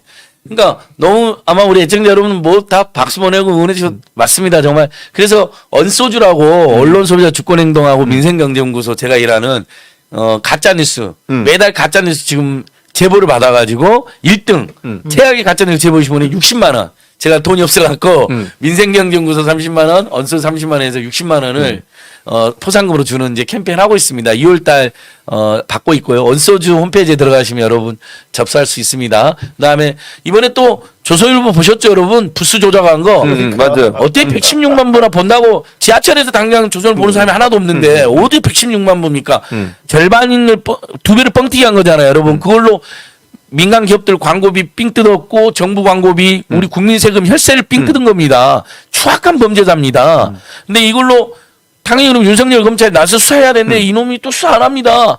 무슨 정부에다가 범진보 기획서에 관련된 거 뭐 정의경련대는 무슨 국기문란 사건인 것처럼 득달같이 달려들어갖고 정의경련대 사건 기억나시죠, 여러분? 얼마나 많은 가짜뉴스 무슨 하룻밤에 뭐 호프집에 3천만 원을 썼다는 등 뭐 네. 김복동 장학금을 맞아요. 윤미향 의원이 자기 딸한테 제일 먼저 받아줬다는 등 그다음에 무슨 여가부 보조금을 정의경련대나 윤미향 씨가 들어가서 심사해서 자기들이 받았다는 이거 전부 다 새빨간 거짓말로 다 밝혀졌습니다. 근데 사과도 안 합니다.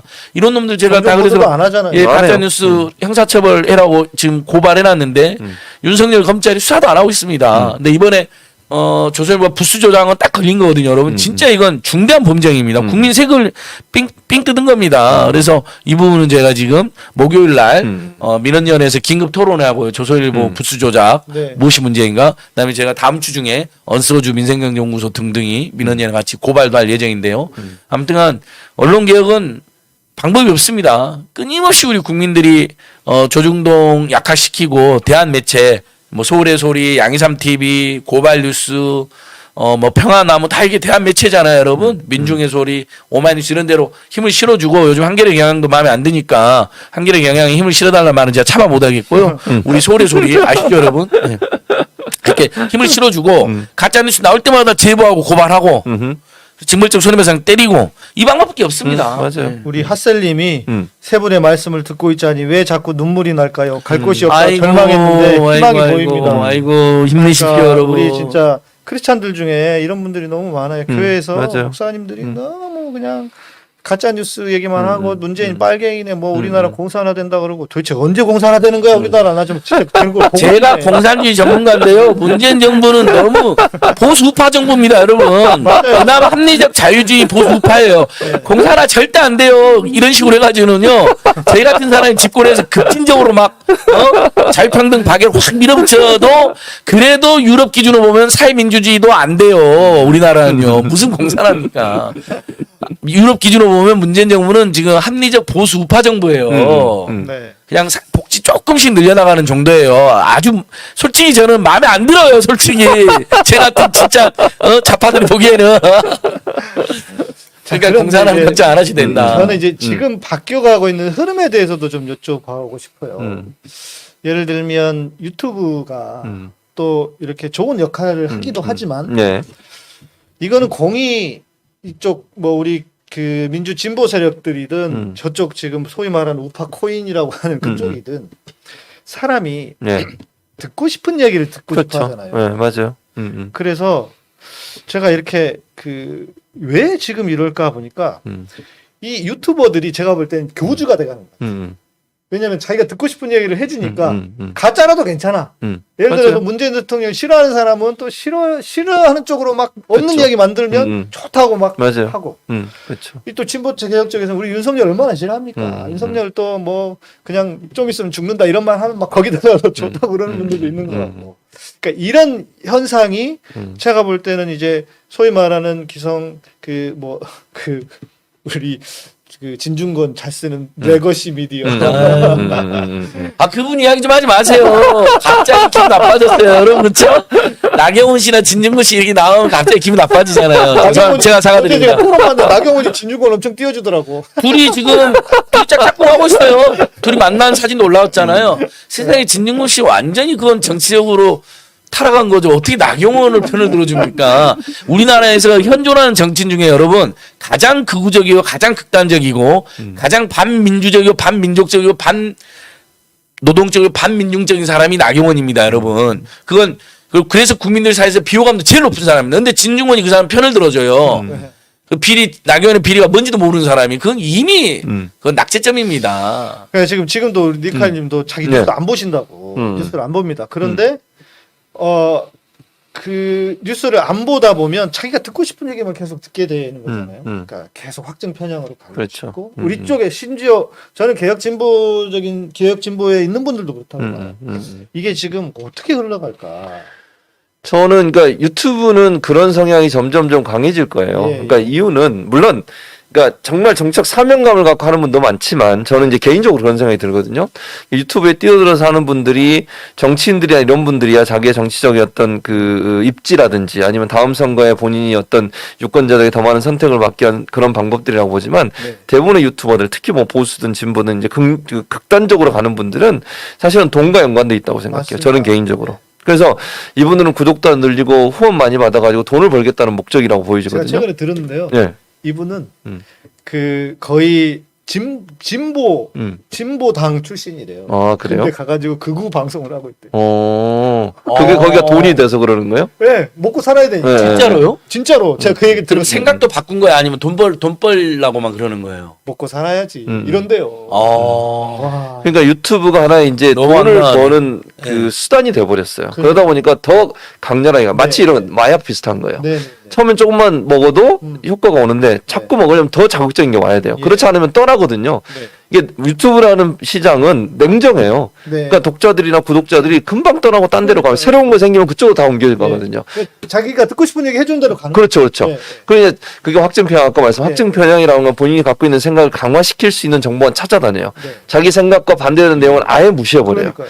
그렇게 되니까 결국은 이제 더 극단화되는 거죠, 맞습니다. 결국. 그러니까 유튜브가 갖고 있는 이 그 상업적 구조가 결국은 이걸 더 강화시키는 구조로 가는 것이고 네. 그러다 보면 일반적으로 그 우리 일반인들이 갖고 있는 어떤 정상적이고 바람직한 판단과 생각을 할 수 있는 일이 상당히 어려워질 수도 있다. 네, 그런 이제 위험성이 있는 거죠, 사실은. 네. 그러니까 언론의 역할이 점점 줄어들고 유튜브 역할이 강화되면 강화될수록 사실은 그 상식적 수준에서 우리가 정보를 습득하고 소비할 수 있는 구조가 점점 무너진다라고 볼 수 있는 거죠. 네. 그래서 오히려 우리 쪽에 있는 분들은 유튜브도 보아야 하지만 네. 저는 뉴스도 좀 봐야죠. 봐야 된다고 당연히. 생각해요. 뭐 적어도 MBC 뉴스 정도는 그렇죠. 예. 저도 뭐 못 보면 맞아요. 밤에라도 좀 이렇게 예. 다시 보기라도. 유튜브 요즘 다시 맞습니다. 보거든요. 그러니까 대한 언론을 키우는가 동시에 음. 전통적인 미디어 중에 예를 들면 KBS, MBC, YTN, 연합 뉴스, 연합 TV, 한겨레 경향신문 이 6군데는 계속 보면서 우리가 쓴소리를 해줘야 됩니다. 맞아요. 네, 네. 여전히 박근혜 이명박 정권 시절에 그런 보도 행태가 남아있다거나 아니면 요즘에 한겨레 경향신문에서 보이는 편향처럼 선출 권력, 현재 집권 세력만 잘 감시하면 된다라는 거 엄청난 착각이거든요. 그렇죠. 한국 사회의 뿌리 깊은 아니, 지금 수구 냉전 기득권 하는 세력의 대통령이 윤석열이 예, 수구 냉전 기득권 세력의 폐악질, 그다음에 권력을 남용하고 있는 세력이 엄연히 있는데 그게 종교 권력, 검찰 권력, 언론 권력 뭐 이런 식으로 있는데 최근에 의사 권력도 보세요. 흉악 범죄에 저질러서 자격증 박탈도 아닙니다, 여러분. 5년 잠시 동안 정지. 5년 동안 중지시키는 것 뿐인데 네. 그 사이에 또 다른 걸 다 먹고 살 수 있어요, 이 사람들은요. 의학 관련 일 얼마나 많아요. 네. 근데 그걸로 난리 피우잖아요. 그러면 한겨레 경향이라든지 이런 나서서 ITN이나 나서서 그런 것부터 제대로 보여야 되는데 그런 보도는 소홀히 하면서 매 문재인 정부 시시콜콜한 검찰 흘려주는 기사만 쓰고 있어요. 왜? 그게 권력 비판이라는 미명하에. 근데 팩트도 아닐 뿐만 아니라 당연히 잘못한 거 비판해야 되지만 올바른 자세도 아닌 거죠. 그렇죠. 입체적이고 종합적으로 한 사회를 조망하면서 어떻게 우리 사회가 좀 더 진보 개혁적인 방향으로 가야 될 것인가, 어떻게 하면 적폐나 구태를 청산할 것인가, 수구 냉전 기득권을 몰아낼 것인가 하는 관점을 기본에 깔고 있어야 되는데 네. 다 그런 거 없이 최근 한겨레 경향이 그거잖아요. 그냥 문재인 정부가 잘못한다. 맞아요. 볼 때처럼 달려들어서 그냥 조중동이랑 거의 똑같은 기사만 쓰고 있으니까 네. 지금 한겨레 경향 독자가 엄청 떨어져 나왔어요. 맞아요. 국민들. 날마다 전화 뭐 수십 통씩 온대요. 실망하면서 떨어져 그러니까 나가는 이게 그러니까 언론이나 기자들이 이런 착각을 하는 것 같아요. 말씀해 주신 것처럼 현 정권, 그러니까 대통령만 욕하면 다 된다 이렇게 생각하는 것 같아요. 이 누가 진짜 정권 실세고 누가 권력을 사용하고 있는지를 봐야 되는데 그게 너무 아쉬운 것 같고. 그러게요. 자, 이제 그러면은 중요한 건 이제 그 다음 네. 결국 이렇게 언론도 바꿀 수 있는 게 정치잖아요. 정치가 그만큼 중요하지 않습니까? 그렇죠. 그러니까 저도 정치를 관심을 둘 수밖에 없는 거는 아니 이 세상이 좀 좋은 나라, 신앙적으로 얘기하면 하나님의 나라가 좀 되게 해보자고 하면 정치에 무관심할 수가 맞아요. 없다는 거죠. 그런데 때로는 이 정치가 그 뭐랄까 지금 이 언론 개혁 관련해서만도 아까 말씀해 주셨지만 우리 민주당에서도 그 언론 개혁하자는데 잘 이렇게 힘이 있는데 잘 안 하려고 하시잖아요. 이 정치는 또 어떻게 해야 되나? 그러니까 저는 그러니까 정치인들 중에 이제 반대하시거나 좀 이렇게 좀 미온적인 언론 네. 개혁에 대해서 이런 분들은 언론 눈치를 본다고 봐요, 저는. 네. 왜냐하면 본인들에 관련된 기사 쓰잖아요, 거기서. 그 기사가 영향을 미치거든요. 네. 그러니까 혹시나 나에 대해서 안 좋은 기사 쓸까봐 또는 나에 대해서 부정적인 기사 쓸까봐 본인이 이제 거기서 뒤로 물러서는 거예요. 네. 근데 그러면 안 된다고 봐요. 그러니까요. 그거는 정치인이 하는 일이 뭡니까? 법을 만들고 또 제도를 만드는 거잖아요. 네. 국민들에게 도움이 되고 잘못된 사회 환경을 바꾸기 위해서 법을 만들기 위해서 고난을 준 건데 예, 그 예. 고난을 적극적으로 활용해서 잘못된 부정적인 사회적 요소에서 부조리 요소들을 바꿔야 되는데 본인한테 올 불이익 때문에 그걸 피한다? 그건 정치인으로서 사명이 아니라고 저는 생각해요. 그러니까 정치가 사실은 뭐 우리가 비판도 많이 하고 정치인에 대해서 그렇지만 정치가 제대로 돌아가야 사실은 제도도 바꾸고 네. 규정도 바꾸고 네. 우리 사회를 좀 더 좋은 방향으로 바꾸러 가는 맞습니다. 거잖아요. 예. 그리고 안수장도 얘기했지만 법을 바꿔야 최저임금도 되고 맞습니다. 근로 시간도 어느 정도 제한을 하고 네. 또 뭐 어려운 사람들을 도와줄 수 있는 제도 장치를 만들어야 되잖아요. 네. 그러니까 그분들에게 우리가 관심을 갖고 계속 압박을 해야 되는 이유는 그분들을 통해서 일이 이루어지기 때문이에요. 네. 그러니까 정치가 제대로 서 있지 않으면 국민의 삶이 힘들어지는 거예요. 네. 그러니까 정치 무관심은 절대로 하면 안 됩니다. 그러니까요. 우리가 무관심하면 정치인들이 타락하고요. 그 정치인들이 타락하게 되면 결국 우리의 삶은 바뀌지 않아요. 예. 그거에 대해서 우리가 적극적으로 참여해야 되는 거죠. 그러니까 이게 지금 이제 이렇게 교회에 한국 교회에 쫙 깔려 있는 기본적인 생각은 우리 신앙인들은 정치 관여하면 안 돼. 음. 그 그리스도인들은 정치 참여 이런 거 하지 말고 기도하고 그리고 신앙생활만 열심히 하면 돼. 이게 기본적인 뭐 제 주변에 있는 사람들은 아니지만 기본적인 그동안의 교회가 가르쳤던 가르침인 것 같거든요. 그리고 목사들도 마찬가지. 목사가 왜 정치 이야기를 해? 저한테 그런 얘기 엄청 많이 해요. 그리고 지금도 저희는 구독이 올라가다가 가만히 있으면 조금씩 좀 빠져요. 왜냐하면 제가 처음에 저를 알던 분들 제가 팟캐스트 할 때는 잘 이런 얘기 잘 안 했거든요. 그러다 보니까 이제 그 나름 목사님이니까 뭐 정치 얘기 안 하고 이렇게 좋다고 했는데 지금은 내가 막 너무 막 대놓고 막 노골적으로 얘기하니까 박형준 단두대 가라 막 이런 얘기 하니까 봤어요. 그 이제 목사님이 증오로 하는 말씀이 아니라 본인이 그렇죠. 방송에서 자기가 그 얘기를 정권의 했으니까. 불법 공작 사찰에 연루됐으면 단두대 가겠다고 했기 때문에 네. 이제 정치 풍자인데 사실 정치라는 게 국민의 삶 그 자체잖아요, 네, 여러분. 맞아요. 아침에 눈을 떠서 밤에 잠잘 때까지 모두 다 정치입니다. 물건 하나 살 때 부가세 10% 그거 정치가 결정했어요. 네. 교통비, 통신비 이거 다 정치가 결정합니다.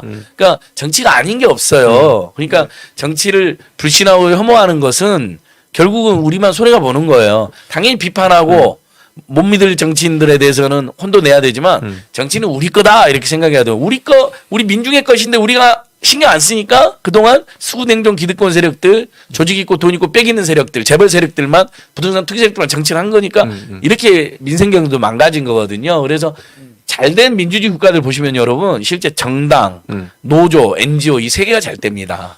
민주주의의 세 축이에요. 정치 활동이나 정당, 노동조합, 그다음에 시민단체, NGO 이 세 개가 다 잘된 나라들이 민주주의가 강합니다. 그래서 사실 할 수가 있으면 민주당이든 정의당이든 녹색당이든 정당 가입도 하고 정당적이 부담스러우면 중앙당 후원 같은 거 하고 정치인들 뭐 10만 원씩 주면 연말에 다 돌려주잖아요. 그런 것도 하고 시민단체 괜찮은 시민단체 뭐 참여연대든 뭐 우리 민원연이든 민족문제연구소든 이런데 뭐 한 달에 10,000원씩이라도 회원 가입하고요. 네. 이렇게 가야 됩니다, 맞습니다. 여러분. 예. 그러니까 저는 목사의 이름으로 누구처럼 여기서 말하는 누구는 그 빤스처럼 정치 세력을 만들어서 그렇지. 내가 정치인에게 네, 맞아요. 영향을 미치고 이런 생각이 그건 없어요. 아니에요. 네. 그건 전혀 다른 관점. 교회 이름으로. 네, 맞아요. 예. 절대 그래서는 안 된다고 그렇죠, 생각합니다. 그렇죠. 예. 그러나 음. 목사지만 정치에 대해서 발언을 하고 그렇지. 이게 잘못되었다. 이게 성경적으로 볼 때 그리고 신앙적으로 볼 때 잘못되었다고 맞아요. 말하는 것을 이거 자체를 지금 우리는 터부시해 왔다는 거죠. 맞아요. 그러니까 이게 이 부분을 그렇죠. 좀 저를 좀 위로해 주시고 그러니까 저는 그게 구분해서 봐야 된다고 해서 양 목사님 말씀처럼 기본적으로 정광훈 씨처럼 정치 세력화하는 건 문제예요. 본인이 뭐라고 얘기했습니까? 본인이 당 만들어 가지고 후보들 다 내보내 가지고 몇 명 당선시키자 이런 얘기까지 했어요. 네. 그것 때문에 뭐 이제 문제가 됐었죠. 정치적 발언에서. 그건 아니라는 거예요. 우리가 얘기하는 그게 아니에요. 정치 참여라고 하는 것은 내가 국가를 구성하는 한 구성원으로서 네. 기독교적 양심을 가지고 현실 정치에 대해서 관심을 가지고 자기 표를 행사하고 목소리를 내자는 거예요. 네, 네. 그거는 정치인들이 듣는 거잖아요. 그렇죠. 세력화가 아니라 네. 뭐 정당을 만들어서 우리가 무슨 세력을 만들 이런 개념이 아니잖아요. 네, 네, 네. 근데 우리가 무관심하면 어떻게 돼요? 그거는 정치인들이 썩어가는 것이고 맞아요. 정치인들이 올바른 정치를 하지 못하게 만드는 요소가 되는 거예요. 주말에 평일화 그렇죠. 이런 거 만들잖아요. 그러니까요. 예. 그게 문제라고 저는 봐요. 네. 그래서 정치에 관심을 갖는 건 너무너무 중요해요. 두 분이 잘 설명했듯이 우리 삶의 모든 영역이 정치와 연관돼 네. 있어요. 우리가 깨어있지 않으면 정치인들은 타락할 수밖에 없어요. 그걸 막기 위해서라도 우리는 정치에 관심을 가져야 되고 네, 맞습니다. 교회가 네. 교회 사명이 뭡니까? 하나님의 공의가 물같이 강같이 흐르게 하는 그렇죠. 게 교회 사명이잖아요. 네. 부정의가 있고 정의롭지 않은 행동이 있을 때 그걸 바로잡으라고 교회가 목소리를 내야 되는 거잖아요. 네. 사람들은 무서워서 목소리 못 낼 때 우리는 하나님의 권능을 맞습니다. 의지해서 네. 올바른 얘기해야 되는 거예요. 정의를 얘기하고. 네. 그게 정치 참여 아니에요. 네. 아멘. 너무 좋습니다. 아니, 갑자기 그 노래 생각났어요. 내게 강 같은 평화. 근데 이걸 옛날에 막 우리 노래 가사 바꿔 부르기 할 때 내게 뱀 같은 정령 뭐 이런 걸로 부르는 사람도 있었어요. 그치. 대학생들이. 근데 아무튼 내게 강 같은 평화 가끔 생각해보면 이 노래 너무 아름다운 네, 노래더라고요. 그럼요. 예. 그러니까 우리 사회와 우리 모두에게 특히 분단 조국인 한반도에서 평화를 염원했던 노래인 거예요. 너무 좋아요. 근데 요즘 이 노래 잘 안 부르대요. 다시 이 노래는 그렇죠. 많이 네. 불러야 될 것 같아요. 내게 강 네. 같은 평화. 아니 너무 좋아요, 이 노래. 미국에 계신 저희 처남이 산호세에 계시거든요. 아, 그러시군요. 예. 큰 처남이신데 저한테는 직접 얘기 못 하고 저희 아내한테 살살 하라고. 정권이라도 바뀌면 어떻게 하려고. 뭐 근데 바뀌어도 우리 네. 목사님이 뭐 꿀릴 게 어디 있습니까? 아니 저도 몰라요. 하나님이 저도 도와주시고. 그 이명박 정권 때는 없을지 모르는데 박근혜 정권 들어서는 저도 이렇게 감시했을지도 몰라요. 그럼요. 했을 텐데 무슨 잘못이 있으시겠어요, 우리 목사님. 삶이 투명하신 분인데. 네, 그렇죠. 뭐 탈세한 것도 없으시잖아요. 탈세한 것도 없고. 뭐 돈을 왕창 벌어야 탈세도 하죠. 그렇지. 맞아요. 그래서 예. 예. 근데 참 정치가 여러분 정말 너무나 중요한 게요. 미국의 조 바이든 대통령이 지금 당선되자마자 뭘 합니까? 국민이 너무 힘들다고 학자금 빚, 특히 교육 때문에 진 빚으로 코로나 시대를 어렵게 살면 안 된다 해서 1,100만 원 탕감을 발표했어요. 맞아요. 학자금 이자율을 낮춰주는 게 아니에요, 여러분. 우리는 지금 문재인 정부에서 1.7%로 낮춰서 그것도 박수를 받는 정책인데요. 이건 학자금 이자를 내는 거잖아요. 미국은 1,100만 원 아예 탕감해 주겠다는 거. 그러니까 미국 민주당의 진보파 인사들이 1,100만 원 너무 작다. 크리스토퍼 웨렌 의원하고 척 슈머 의원하고는 5,500만 원 탕감안을 법안을 냈어요. 5,500만 원 빚을 없애주겠다. 우리나라에서 이거 내면 국민의힘당에서 그러겠죠. 뭐 도덕적이니 뭐로 내자더니 네 돈으로 줘라는 둥 뭐 날 펴죠 대통령. 나경원, 윤희숙, 유승민 이 사람들은 조 바이든한테 가서 한 대 혼나고 와야 돼요. 조 바이든한테 가서 네 돈으로 줘라 그래라. 1,100만 원. 이라 탕감 이러잖아요. 조 바이든 대통령 혼내겠죠. 야, 이 바보들아. 정치가 바로 이런 것이야. 국민들이 힘들게 벌어서 된 세금으로 또 정부가 아껴서 운영하면서 국민들이 해서 쓰는 것이 정치야. 그걸 대통령 개인한테 내라고 하면 되겠냐고. 아주 혼쭐을 내줄 겁니다. 우리 부산에 사는 제육 형제가 네. MB가 4대강 하고부터 강 들어가는 찬양이 자기는 별로 안 좋아. 아, 그래서 되게 강 같은 평화가 요즘 없었군요, 여러분. 예. 죄송합니다. 자, 요거는 우리 제가 우리 오픈 채팅방 우리 그 민주시민 기정연대 방에 있어요. 예. 올렸더니 이 얘기를 하는 거예요. 진영에 따라서 요구되는 도덕적 수준이 서로 좀 다른 것 같다. 예를 들면 뭐 걔네들은 뭐 폭하면 막 나 단두대 가겠다. 뭐 이런 말 하고 만약에 우리 쪽 민주진영에서 누가 그런 얘기 했으면 진짜 이 단두대 갔다가 진짜 대령을 할 거예요. 네. 그리고 또 돌아보면은 뭐 우리 또 그 박원순 시장님이시라든지 뭐 노회찬 의원이라든지 너무 안타까운 분들이 많잖아요. 왜 도대체 진영에 따라서 이렇게 요구가 다를까? 이런. 그러니까 저는 그걸 보면서 이제 국민의힘을 대표로 하는 이제 보수 진영이 너무 제가 이런 표현을 좀 써볼게요. 그 뭐 기분 나쁘실 수 있는데 뻔뻔하다는 생각이 들어요. 네. 이게 무슨 말이냐면요. 네. 늘 얘기하는 게 뭡니까? 그 민주당이나 아니면 현 정부에 관계된 분들이 무슨 일이 있거나 아니면 발언을 해서 약간 논란이 되면 아니 당신이 예전에 그렇게 얘기했는데 왜 이렇게 얘기해?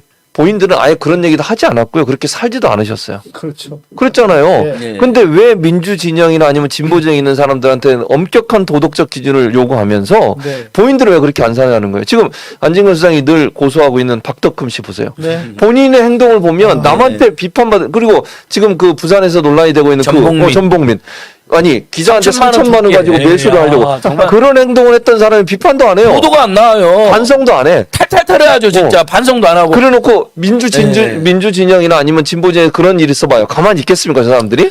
만약에 민주당 의원이나 정의당 의원 아버지가 그렇죠. 3천만 원 준다고 예를 들면 조선일보 기자한테 만약에 그러다가 조선일보 알려졌다. 기자는 먹고 끝냈어요. 그러면 그렇지 이제 그 사람 먹고 끝냈을 가능성이 높은데 그러면 아마 난리가 났을 겁니다. 한 달 동안 그 집안이 탈탈 털리면서 예를 들면 그 3천만 원은 또 어디서 조달하겠다는 거냐.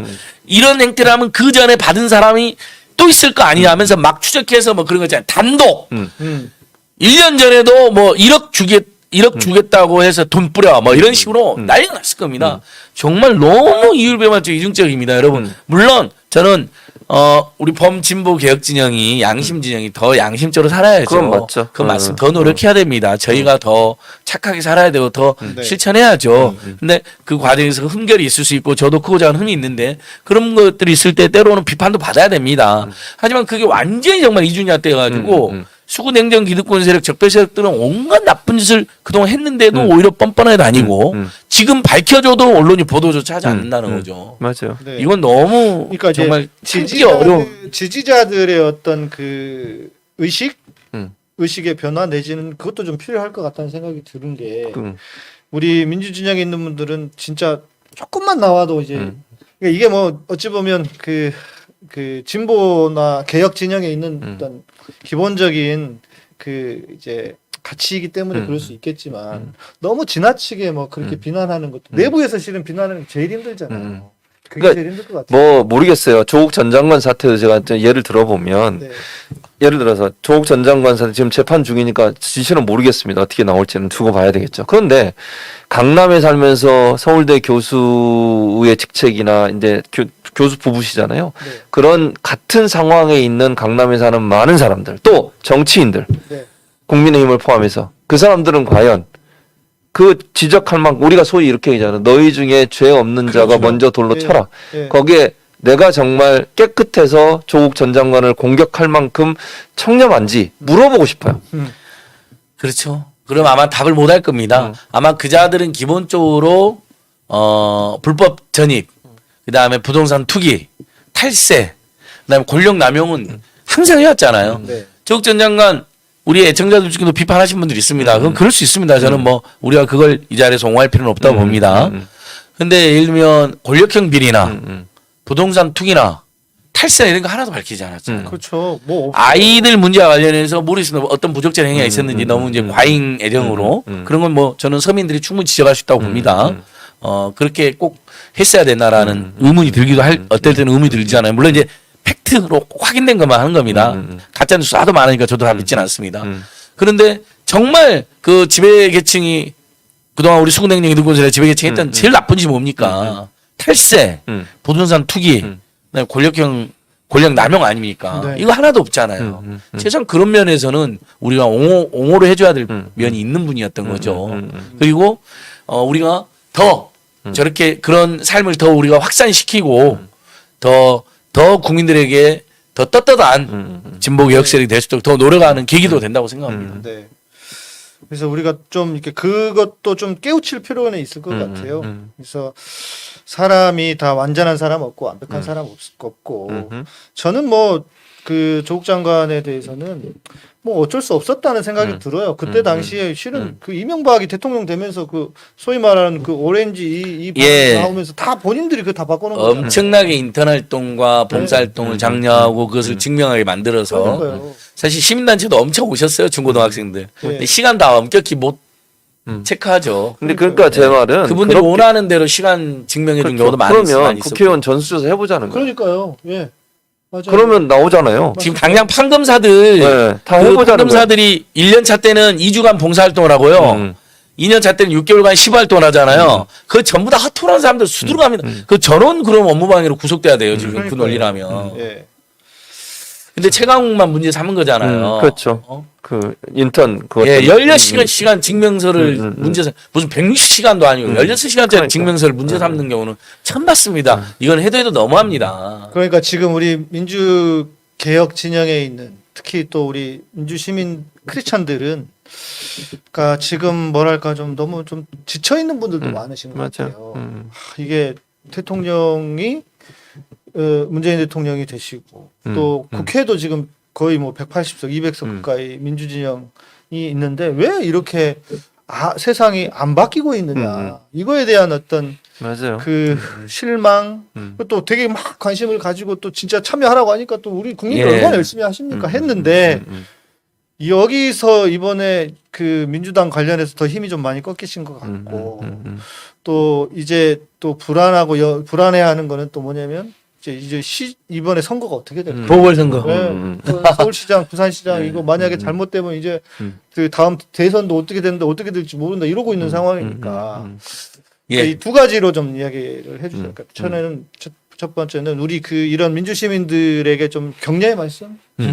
어떻게 그러니까 저는 뭐 그래도 버팁시다, 맙시다 이렇게밖에 얘기를 못 하겠는데. 그럼요. 이제 서서히 이제 오늘 방송도 마무리하시죠. 그렇죠. 11시 다 되어가니까. 네.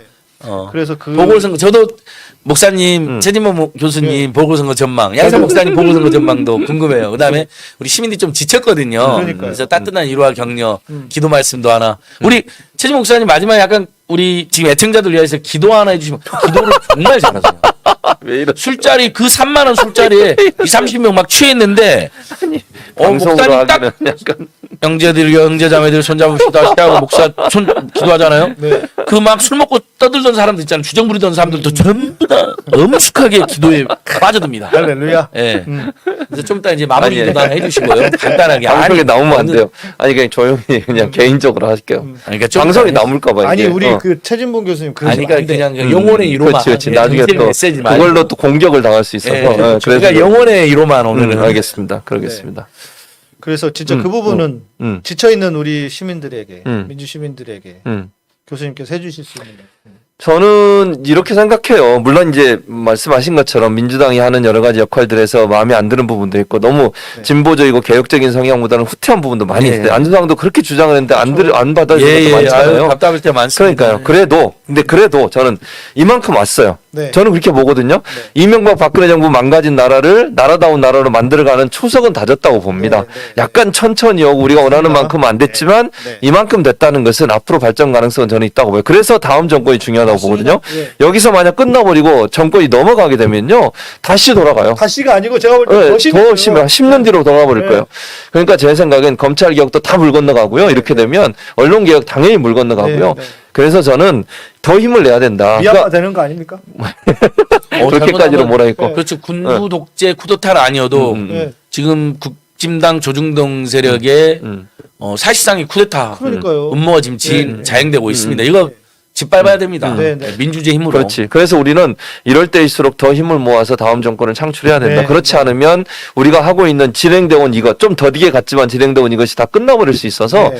정말 위기감을 갖고서 맞습니다. 적극적으로 참여해서 정권 창출이 될 수 있도록 힘을 모아주셔야 한다는 생각이 첫째 들고요. 네. 서울시장 선거는 저는 희망이 있다고 봅니다. 제가 말하는 희망이 있단 말은 진보 진영의 승리를 어느 정도는 예측합니다. 그러니까 왜냐하면 첫째 단일화가 성사가 되냐 문제 저는 아직 확실하지 않아요. 저도 그렇게 생각해요. 그러니까 저는 50대 50 정도로 봐요. 그- 그러니까 단일화가 돼야 되거든요. 저 야당의 단일화. 네, 야당의 단일화죠, 당연히. 여당은 뭐 한 명이니까. 네. 야당의 단일화가 저는 어려울 수 있다고 봅니다. 네. 왜냐, 안철수 대표 같은 경우는 이번이 거의 마지막이에요. 더 이상 물러설 데가 없어요. 본인이 여기서 만약에 낙선하거나 후보가 안 되면 정치 활동을 계속 할 수 있겠습니까? 네, 네. 그래서 끝까지 본인한테 유리한 누를 만들려고 할 겁니다. 네. 경선 누를. 네. 그 다음에 국민의힘. 국민의힘 입장에서는 만약에 후보도 못 내는 정당이 돼보세요. 4번을 밀어줘야 돼요. 1번과 4번이 나오거든요. 그러면. 그러니까 더불어민주당 1번. 국민의, 뭐죠? 국민의 당인가요? 국민의당. 당? 예. 네, 거긴 4번이에요, 번호가. 그러면 1번과 4번이 나오는데 그러면 자기들은 자기 당 후보도 아닌데 그 사람 밀어줘야 돼요. 예. 이런 상황이 되기 때문에 상당히 자존심 상합니다. 그리고 안철수 대표는 어쨌든 뭐 물론 금태섭 전 의원과 뭐 토론을 했지만 부전승으로 올라온 거잖아요. 네. 치열하게 4명이서 싸워서 1명이 올라왔어요. 이분 입장에서 양보하고 싶겠습니까? 그렇죠. 국민의힘 입장에서 엄청나게 자존심 상하는 문제예요. 네, 네. 후보도 못 내는 정당이 되는 것에 대해서 엄청난 트라우마가 생길 겁니다. 그래서 저는 누울 싸움이 엄청나게 치열하게 이루어질 거다. 네. 그러니까 단일화를 위한 협상 과정에서 불협화음이 일어날 가능성이 충분히 있고 그 불협화음이 결국은 국민들 피로감, 시민들의 피로감을 향상시켜서 네. 지지를 처리하는 쪽으로 갈 가능성이 있다. 그리고 그게 심해지면 심해질수록 안철수의 본심이 나올 거다. 그러니까 네, 네. 이미지로 정치를 하는 거잖아요, 결국은. 그렇죠. 네. 근데 그게 욕심이 나오게 되면 그 이미지가 상당히 안 좋은 쪽으로 갈 수 있어요. 저는 그렇게 전망이 되거든요. 그래서 단일화가 안 될 가능성이 저는 50% 있기 때문에 안 되면 저는 거의 뭐 민주당의 후보가 당선될 가능성이 높다고 보고요. 네. 단일화가 된다 하더라도 네. 아름다운 단일화가 안 되면 네. 이미지에 타격이 크게 올 거다. 네. 그러면 지지율이 빠질 가능성이 있다는 거예요. 지금 안철수 지금 대표가 갖고 있는 지지율이 저는 어느 정도 추락할 가능성이 있다고 네. 보거든요.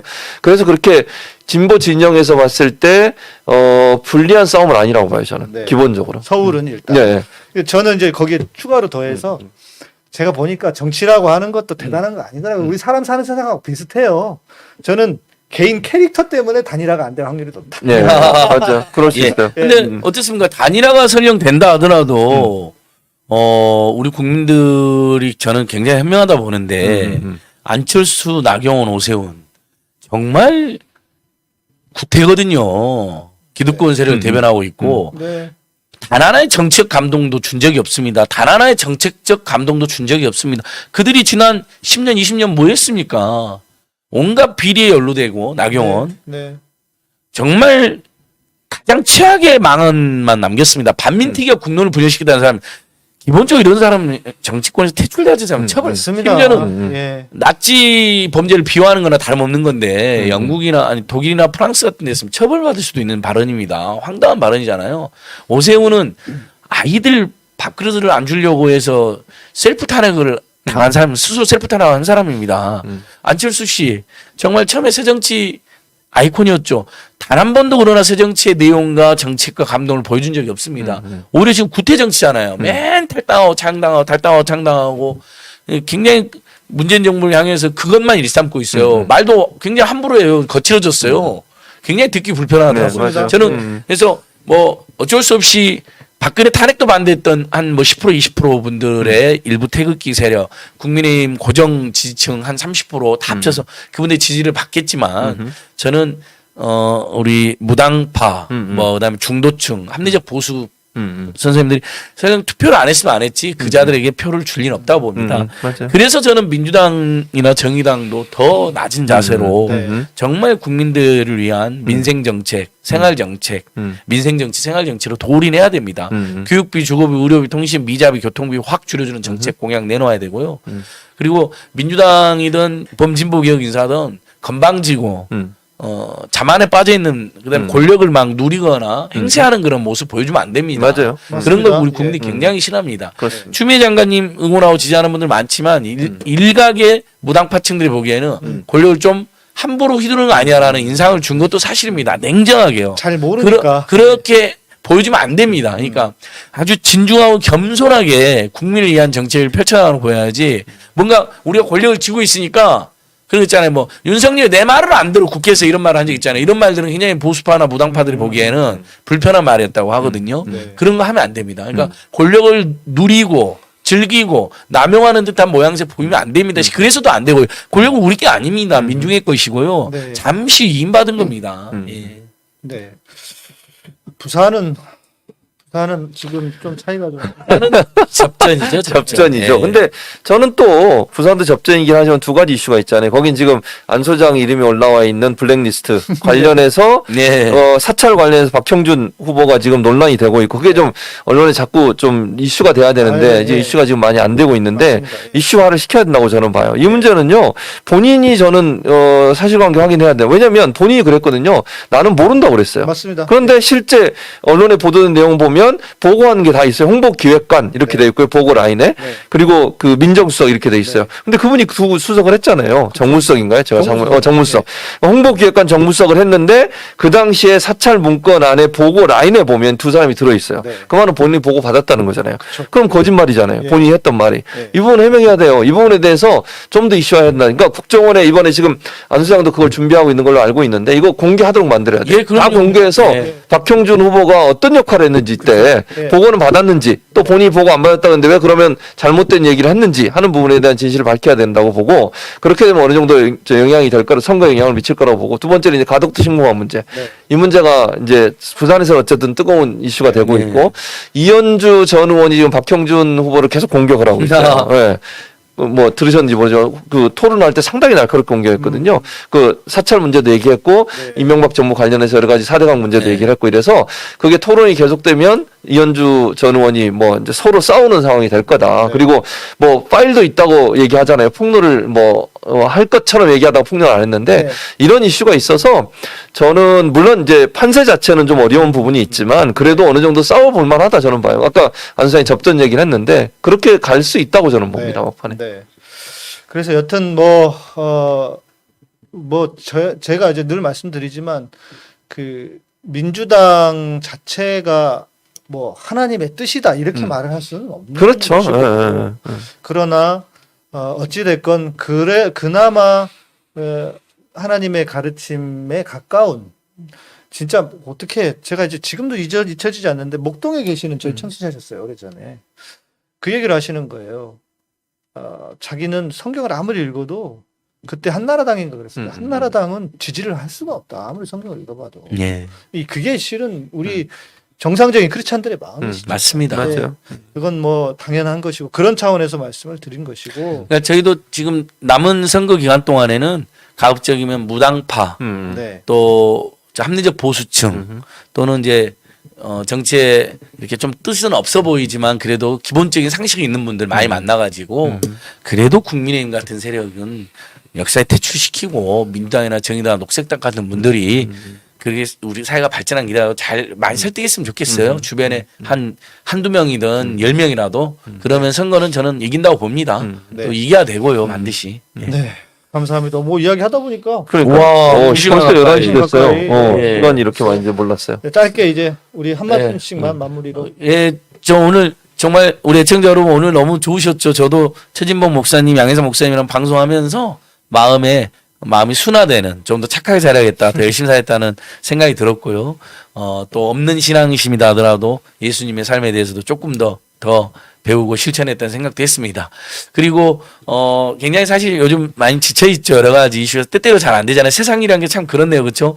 세상이 저절로 좋아지면 좋을 텐데 제가 깨달은 바 세상은 절대 저절로 좋아지는 않더라고요. 네. 그래서 저희들이 더 깨우치고 투쟁하고 노력하고 활동하고 기부하고 나누고 연대하고 또 주변에 무심해 보이는 분들이나 또 무당파층 분들, 아무튼 이분들 중도층 이분들의 마음을 제가 열어야 됩니다. 우리 쪽으로. 그래서 더 겸손하게 더 진중하게 좋은 정책들 좋은 정치들 요구하고 촉구하고 이렇게 오늘 민주당 수학행위원회 뭐 이런 것처럼요. 그렇죠? KTX 이런 작은 정책들 네. 화장실 개방 화장실 아시죠?